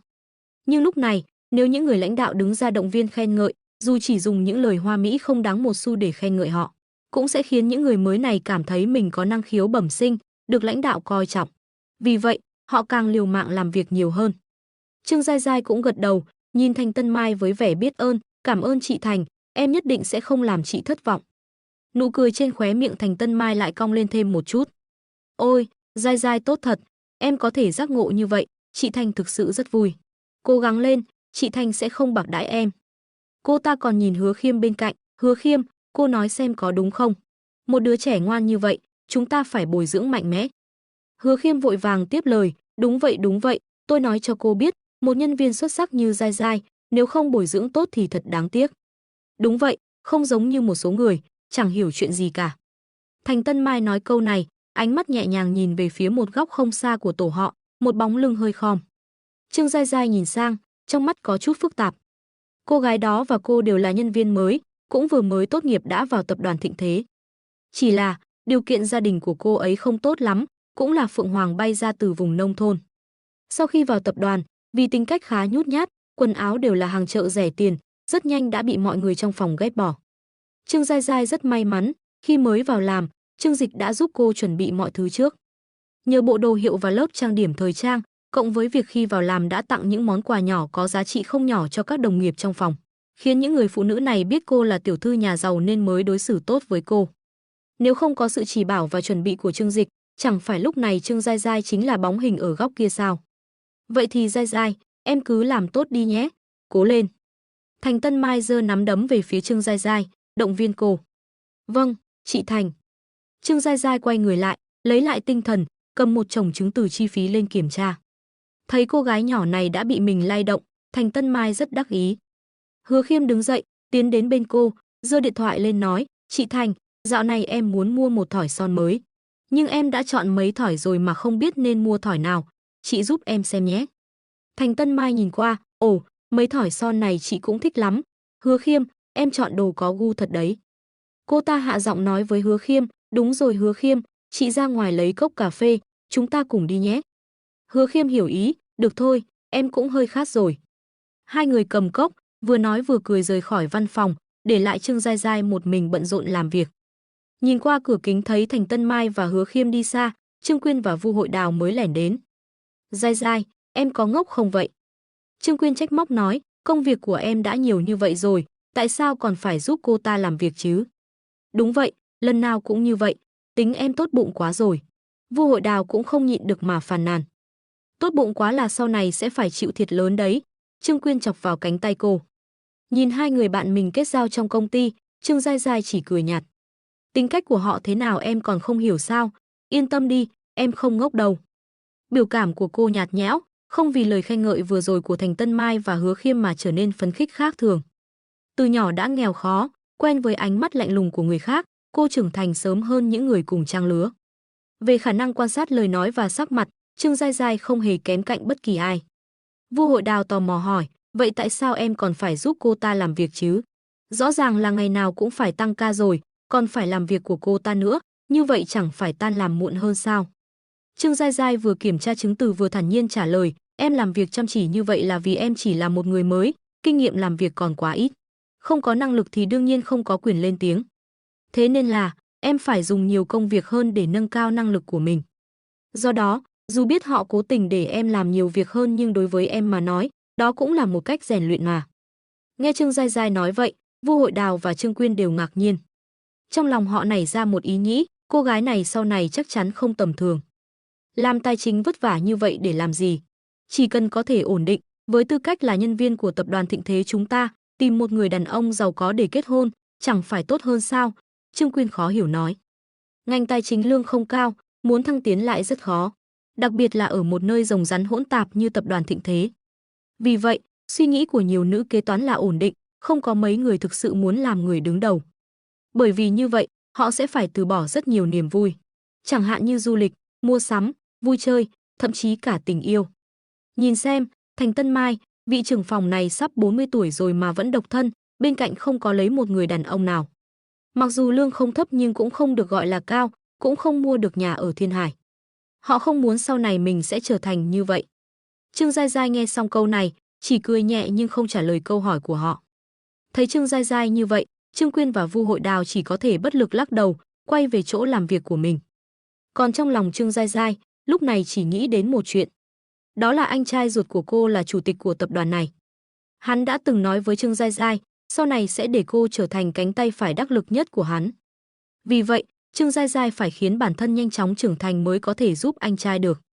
Đang kiểm tra chứng từ thì điện thoại bên cạnh đột nhiên reo lên. Trương Giai Giai nhìn thoáng qua, còn tưởng là nhân viên kinh doanh nào đó đang thúc giục cô kiểm tra chứng từ. Nhưng không ngờ, tên hiển thị trên màn hình là tên anh trai. Cô vui mừng vội vàng nghe máy, "Alo, anh à." Đầu dây bên kia truyền đến tiếng cười ấm áp của Trương Dịch, "Giai Giai, thế nào rồi, bây giờ làm việc trong tập đoàn có thuận lợi không?" Trương Giai Giai mím môi, vội vàng gật đầu. "Vâng, bây giờ em làm việc rất tốt, anh cứ yên tâm, rất nhanh thôi Giai Giai sẽ có thể giúp anh." "Ồ, vậy cơ à?" Trương Dịch ở đầu dây bên kia hơi nhịn không được cười. Tài chính là một bộ phận cực kỳ quan trọng của một tập đoàn, mà người phụ trách của bộ phận này càng phải là người thân tín của ông chủ, cần phải có lòng trung thành rất cao, cũng như năng lực nghiệp vụ mạnh mẽ. Với trình độ hiện tại của Trương Giai Giai, muốn trở thành CFO của tập đoàn thịnh thế thì còn lâu mới được. Vậy thì tốt, quan hệ với đồng nghiệp cũng không tệ chứ. Trương Dịch rất quan tâm đến vấn đề này. Nhân viên mới vào làm, đặc biệt là ở các tập đoàn lớn, rất dễ bị đàn anh đàn chị đàn áp. Có người khá may mắn, gặp được cấp trên và đồng nghiệp rất quan tâm. Nhưng cũng có những người mới vào làm xui xẻo, gặp phải cấp trên và đồng nghiệp cũ là những kẻ tiểu nhân thì sẽ sống rất khó chịu. Thời gian vào làm việc còn ngắn, tìm được một công việc không dễ, lại không dám nghỉ việc bừa bãi, chỉ có thể cắn răng chịu đựng. Nhiều người mới vào làm có tâm lý không vững, lúc này đều sẽ bị sụp đổ tâm lý. Tại sao bây giờ tỷ lệ nghỉ việc của những người sinh sau năm 1990 lại cao như vậy? Phần lớn là liên quan đến cấp trên và đồng nghiệp. Tuy nhiên, Trương Giai Giai lại làm việc trong tập đoàn của hắn. Ai dám để Giai Giai không vui, hừ hừ, Trương Dịch sẽ là người đầu tiên giết chết người đó. Trương Giai Giai nghe xong suy nghĩ một chút, vội vàng cười gật đầu, "Vâng, em ở đây hòa hợp với đồng nghiệp rất tốt. Anh không cần lo lắng cho em đâu, Giai Giai đã là người lớn rồi mà." Anh trai đã giúp mình quá nhiều, Trương Giai Giai là một cô gái mạnh mẽ, không muốn mãi mãi sống dưới sự che chở của anh trai nữa. Cô muốn tự mình trưởng thành, sau đó khiến mọi người kinh ngạc. "Ồ, vậy thì anh yên tâm rồi." "Đúng rồi, lần này anh tìm em có một chuyện, muốn nhờ em giúp anh điều tra một chút." Trương Dịch đi thẳng vào vấn đề. Trương Giai Giai có chút kinh ngạc, anh điều tra chuyện gì còn phải hỏi em sao?" Cô nhìn xung quanh, nhỏ giọng nói, "Không phải hỏi thẳng chị Minh Ngọc là được sao?" "Hừ hừ, nếu cô ấy biết mình điều tra tin tức của đàn bà lẳng lơ đó, còn không phải sẽ trực tiếp đến tính sổ mình sao?" Trương Dịch có chút ngượng ngùng, "Cái đó, có một số chuyện không tiện hỏi." Trương Giai Giai cười, "Được thôi, nhưng những thứ em biết cũng có hạn, xem có thể giúp anh được gì không." "Ừ, em cứ thử xem, không được thì anh sẽ tìm Minh Ngọc." Trương Dịch nói ra mục đích của mình, nhờ Trương Giai Giai giúp hắn điều tra xem gần đây chủ tịch tập đoàn Vinh Tín là Hàn Vũ Nặc có liên hệ gì với tập đoàn Thịnh Thế không. Trương Giai Giai ngơ ngác. Chủ tịch tập đoàn Vinh Tín Hàn Vũ Nặc, mức độ liên hệ như vậy, không phải một nhân viên tài chính nhỏ bé như cô có thể biết được. Nhưng cô rất thông minh, đầu óc cũng nhanh nhạy, lập tức nghĩ ra cách. "Để em giúp anh điều tra, có tin tức em sẽ nói cho anh biết." Gác máy điện thoại của Trương Dịch, Trương Giai Giai mím môi, khuôn mặt nhỏ nhắn khá vui vẻ. Lần này hiếm khi anh trai tìm mình giúp đỡ, nhất định phải thể hiện thật tốt. Cô tìm một cái tên trong danh bạ điện thoại, Điền Huệ. Cô ấy là trợ lý của Tô Minh Ngọc, trước đây khi giúp Trương Giai Giai mua nhà, hai người đã quen biết nhau. Cô ta cũng là một trong số ít người trong toàn bộ tập đoàn biết thân phận thực sự của Trương Giai Giai. Có thể làm trợ lý cho Tô Minh Ngọc chắc chắn rất thông minh, đương nhiên biết nhân cơ hội lấy lòng Trương Giai Giai, cho nên ngày thường liên lạc với cô khá nhiều, qua lại hai bên cũng coi như là bạn bè có quan hệ không tệ. Trương Giai Giai rời khỏi văn phòng đến nhà vệ sinh, gọi một cuộc điện thoại cho Điền Huệ. "Điền Huệ, bây giờ cô bận không? Có chuyện tôi muốn hỏi cô một chút." Lúc này, Điền Huệ đang ở bên ngoài phòng tổng giám đốc. Bình thường Tô Minh Ngọc làm việc không thích bị người khác quấy rầy, cho nên cô ấy đều ngồi ở vị trí làm việc bên ngoài. Nhận được điện thoại của Trương Giai Giai, Điền Huệ lặng lẽ liếc nhìn vào phòng làm việc. Tô Minh Ngọc đang tập trung duyệt văn kiện, căn bản không để tâm đến cô ấy ở đây. Cô ấy cười nói, "Không bận, có chuyện gì vậy?" "Chuyện này cô nhất định phải giữ bí mật cho tôi đấy, không được để chị Minh Ngọc biết." Trương Giai Giai nghiêm túc nhắc nhở cô ấy. Điền Huệ có chút kinh ngạc, "Bí mật gì vậy? Đến cả tổng giám đốc Tô cũng không được biết sao?" "Đây là anh trai tôi dặn dò, cô hiểu chứ?" Trương Giai Giai bán rẻ Trương Dịch. Điền Huệ lập tức căng thẳng trong lòng, Trương Dịch chính là ông chủ lớn của tập đoàn. Ngay cả lãnh đạo của cô ấy là Tô Minh Ngọc cũng làm việc cho Trương Dịch. Anh ấy đã lên tiếng, mình đương nhiên phải làm theo. "Vâng vâng, Tôi biết rồi, nhất định giữ bí mật, cô hỏi đi. Trương Giai Giai lúc này mới nói, anh trai tôi muốn điều tra một chút, gần đây chủ tịch tập đoàn Vinh Tín là Hàn Vũ Nặc có liên hệ gì về mặt công việc với tập đoàn chúng ta không? Thì ra là chuyện này. Điền Huệ bừng tỉnh hiểu ra, thảo nào Trương Dịch không hỏi trực tiếp Tô Minh Ngọc. Những người trong giới thương mại ở Thiên Hải đều biết, hai người phụ nữ này vẫn luôn không ưa nhau, hơn nữa đều là nữ cường nhân kiêu ngạo, mơ hồ sẽ có chút địch ý.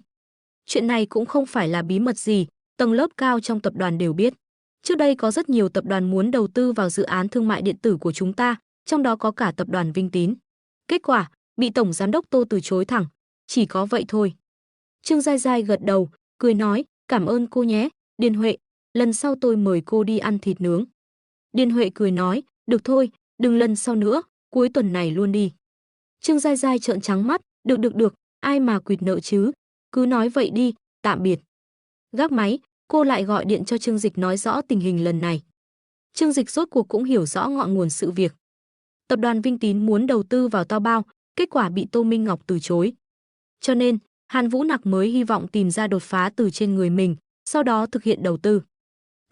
Nếu thuận lợi thì biết đâu còn có thể vừa có tiền vừa có sắc, vừa có thể có được thân thể Mỹ Nam này của mình, vừa có thể có được tài sản của Tao Bao. Trương Dịch đập mạnh vào bàn, nghiến răng nghiến lợi nói, hay cho Hàn Vũ Nặc, thật sự quá tham lam. Không được, tôi phải dạy cho cô ta một bài học. Tốt nhất là có thể có được thân thể của người phụ nữ đẹp nhất Thiên Hải này, lại có thể có được tập đoàn Vinh Tín do cô ta kiểm soát. Điểm khác biệt ở đâu? Tất nhiên là ở chỗ ai ở trên ai ở dưới. Biết được mục đích của Hàn Vũ Nặc, Trương Dịch nhẹ nhõm hơn nhiều.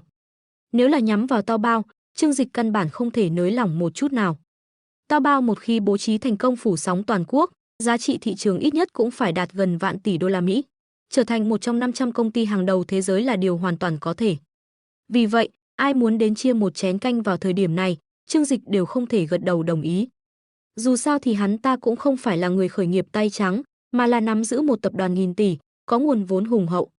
Nói cách khác, chỉ cần có thể phát triển Tao Bao, hắn ta sẽ không đau lòng khi cắt giảm toàn bộ các hoạt động kinh doanh khác. Nhưng mà, ánh mắt Trương Dịch lóe lên, khóe miệng hơi nhếch lên nụ cười. Hàn Vũ Nặc này quả nhiên không phải là một người phụ nữ bình thường. Thật không ngờ lại có thể nhìn ra tiềm năng to lớn của Tao Bao. Sự phát triển của Tao Bao mặc dù rất nhanh chóng, cũng thu hút một số người đến đầu tư. Nhưng số tiền đầu tư của những nhà đầu tư đó không cao, cũng chỉ mang tâm lý đầu tư mạo hiểm. Nói cách khác, quy mô của Tao Bao hiện nay còn quá nhỏ, hơn nữa danh tiếng xã hội phần lớn cũng rất kém. Mặc dù rất nhiều người ở Thiên Hải đang sử dụng nhưng phần lớn mọi người vẫn cho rằng đây là một trang web gắn mác người nghèo. Và kẻ thất bại, sau này càng không thể cạnh tranh với Amazon. Vì vậy, sau khi Tô Minh Ngọc từ chối những nhà đầu tư đó, họ cũng không dây dưa dai dẳng, trực tiếp đi tìm các dự án khác. Nhưng Hàn Vũ Nặc này, sau khi bị Tô Minh Ngọc từ chối, lại trực tiếp tìm đến hắn ta, còn dùng cả mỹ nhân kế, có thể thấy cô ta thực sự rất coi trọng Tao Bao. Người phụ nữ này không đơn giản, quả nhiên không phải là một bình hoa chỉ để ngắm và cắm hoa. Trương Dịch nằm trên ghế sofa cảm thán. Nặc nặc, y, giúp tôi chuẩn bị quần áo. Hắn ta đột nhiên hét về phía bên ngoài. Tối nay, chủ nhân của các cô có một vụ làm ăn lớn phải làm. Nặc nặc và y cung kính đi vào. Vâng, chủ nhân. Y tò mò ngẩng đầu lên. Chủ nhân, không phải ngài đã giao hết công việc kinh doanh cho tổng giám đốc Tô quản lý rồi sao? Còn có vụ làm ăn lớn nào phải đích thân đi đàm phán vậy ạ? Trương Dịch ngồi thẳng dậy, vẻ mặt nghiêm túc nói, đây là một dự án lớn hàng chục tỷ. Ồ, thật lợi hại. Hai người hầu gái vỗ tay kinh ngạc. 7 giờ 30 phút tối, Trương Dịch ngồi trên một chiếc Rolls Royce đến khách sạn mà Hàn Vũ Nặc đã hẹn. Hôm nay là lần đầu tiên hai ông chủ lớn của tập đoàn Thịnh Thế và tập đoàn Vinh Tín gặp mặt, vì vậy Trương Dịch cũng mặc trang phục khá trang trọng. Trên người là bộ vest do nhà thiết kế người Ý may thủ công, chân đi đôi giày da cá sấu Cayman hoang dã. Không thắt cà vạt, vì hắn ta thấy thứ này sẽ ảnh hưởng đến hành động của mình, tháo ra mất thời gian. Vest cũng là kiểu vest thường phục, nhìn vào vừa không quá nghiêm túc, lại không khiến người ta có cảm giác khinh suất. Cộng với chiều cao 1m85 và vóc dáng cường tráng, trông hắn ta giống hệt một siêu sao điện ảnh tham dự tiệc cưới hỏi. Vệ sĩ Lưu Tử Hào đích thân lái xe đưa hắn ta đến cửa khách sạn. Lưu Tử Hào mở cửa xe, chân trái của Trương Dịch bước lên tấm thảm đỏ dài ở cửa, sau đó mới xuất hiện khuôn mặt anh tuấn kiên nghị của hắn ta. Quản lý khách sạn và 4 cô lễ tân mặc sườn xám màu đỏ vội vàng tiến lên đón. Sau khi nhìn thấy dáng vẻ của Trương Dịch, mấy người đều lộ vẻ kinh ngạc. Vị khách đặc biệt của Hàn tổng, vậy mà lại là một tiểu thịt tươi đẹp trai như vậy. Không phải là cô ấy đang theo đuổi một ngôi sao điện ảnh nào đó chứ? Anh ta trông đẹp trai quá. Còn đi xe Rolls Royce, nhìn là biết thân phận địa vị rất cao. Nhưng kỳ lạ thật, sao tôi không nhớ trong giới điện ảnh có nam diễn viên nào đẹp trai như vậy nhỉ?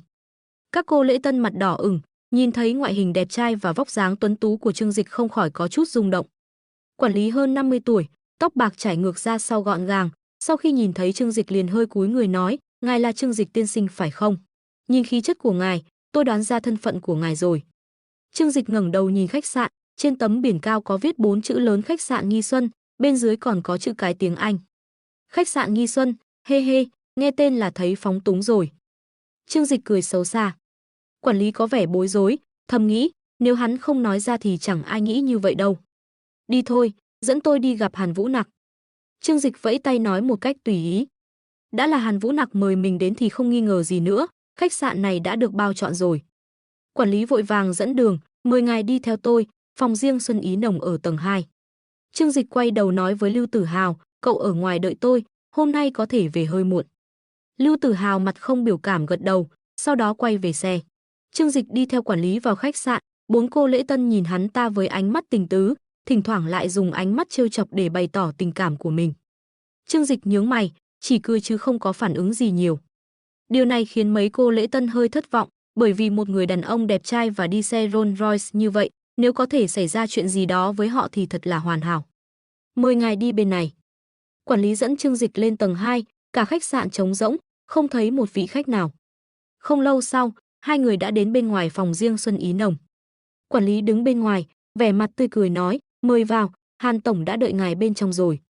Trương Dịch nhìn quản lý với vẻ mặt thâm ý, hơi nhếch khóe miệng. Lão già này, ông có vẻ hiểu lắm nhỉ? Cũng phải thôi, Hàn Vũ Nặc ở Thiên Hải, không, phải nói là ở tỉnh Giang Nam đều nổi tiếng. Danh hiệu thiếu phụ đẹp nhất Thiên Hải của cô ta, từ sau khi cô ta làm chồng trước chết vì mệt mỏi thì đã nổi tiếng khắp nơi. Cộng thêm việc ngày thường ăn mặc khá táo bạo, càng khiến nhiều người vô cùng mơ tưởng về cô ta.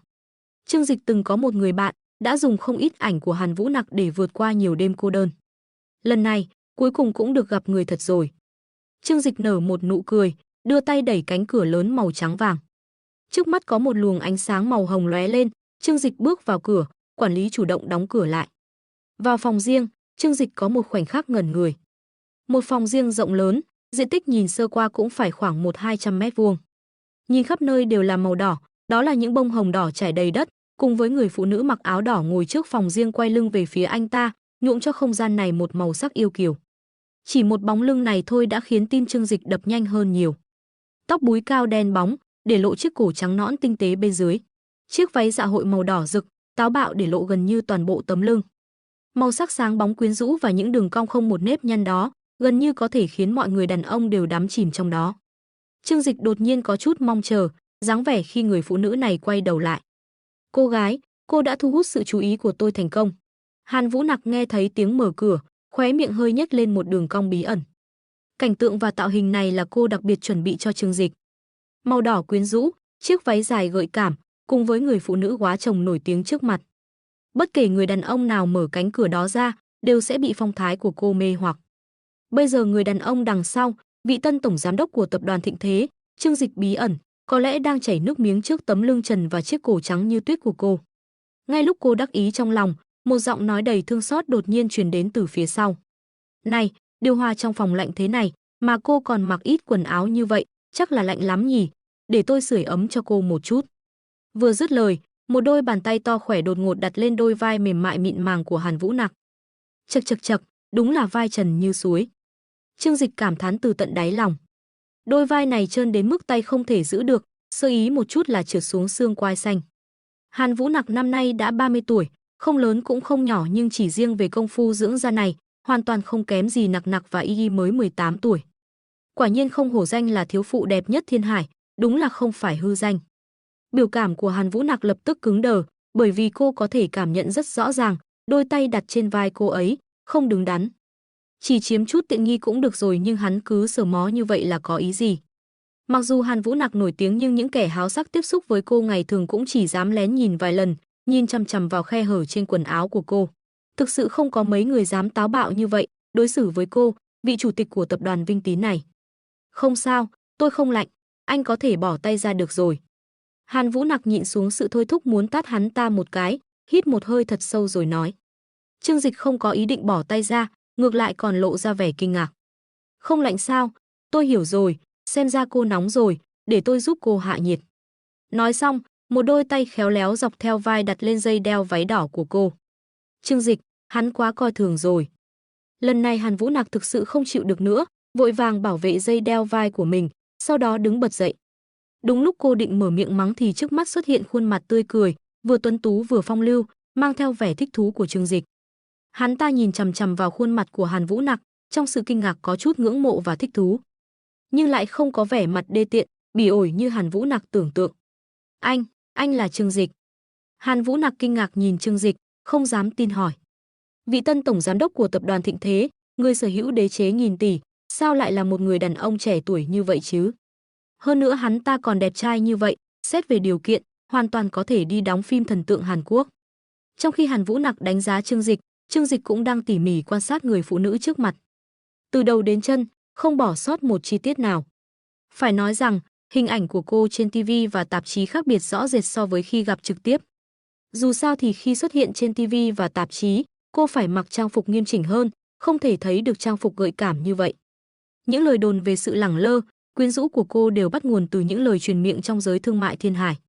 Nhưng khi thực sự nhìn thấy cô trong chiếc váy đỏ hở hang gợi cảm này, phần ngực khoét sâu chữ V kéo dài đến bụng dưới để lộ bầu ngực đầy đặn, cùng với vòng eo thon thả đến kinh ngạc, đột nhiên lại phác họa ra đường cong hoàn hảo của tháng 5 ở phần hông, Trương Dịch cũng không khỏi hít một hơi lạnh.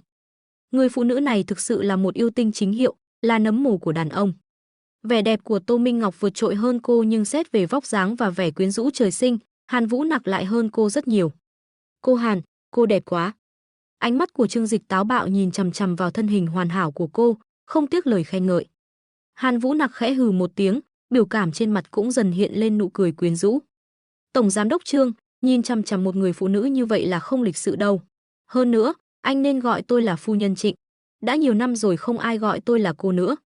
Trương Dịch suy nghĩ một chút rồi gật đầu nói cũng đúng, cô không phải là một cách gọi lịch sự. Biểu cảm của Hàn Vũ Nặc cứng đờ. Người đàn ông này, sao lại không theo lẽ thường nhỉ? Tổng giám đốc của tập đoàn lớn nào chẳng đạo mạo, đầy mồm nhân nghĩa đạo đức, đầu óc toàn những thứ không thể nhìn thẳng. Nhưng Trương Dịch này, vừa gặp cô đã động tay động chân, nhưng ánh mắt của hắn ta lại trong sáng đến vậy, trong sáng đến mức chỉ còn lại những suy nghĩ đen tối. Hàn Vũ Nặc hơi không nắm bắt được bản chất của người đàn ông này. Cô lẩm bẩm trong lòng, trẻ như vậy, không phải là công tử nhà giàu chứ? Tôi phải xem, anh thực sự chỉ háo sắc hay là có mưu đồ gì? Cô cười khúc khích, vung chiếc váy dài màu đỏ, hai chân ngọc tròn trịa hồng hào lập tức hiện ra trước mắt Trương Dịch. Nhưng chỉ là thoáng nhìn kinh ngạc, rất nhanh đã bị chiếc váy dài che lại.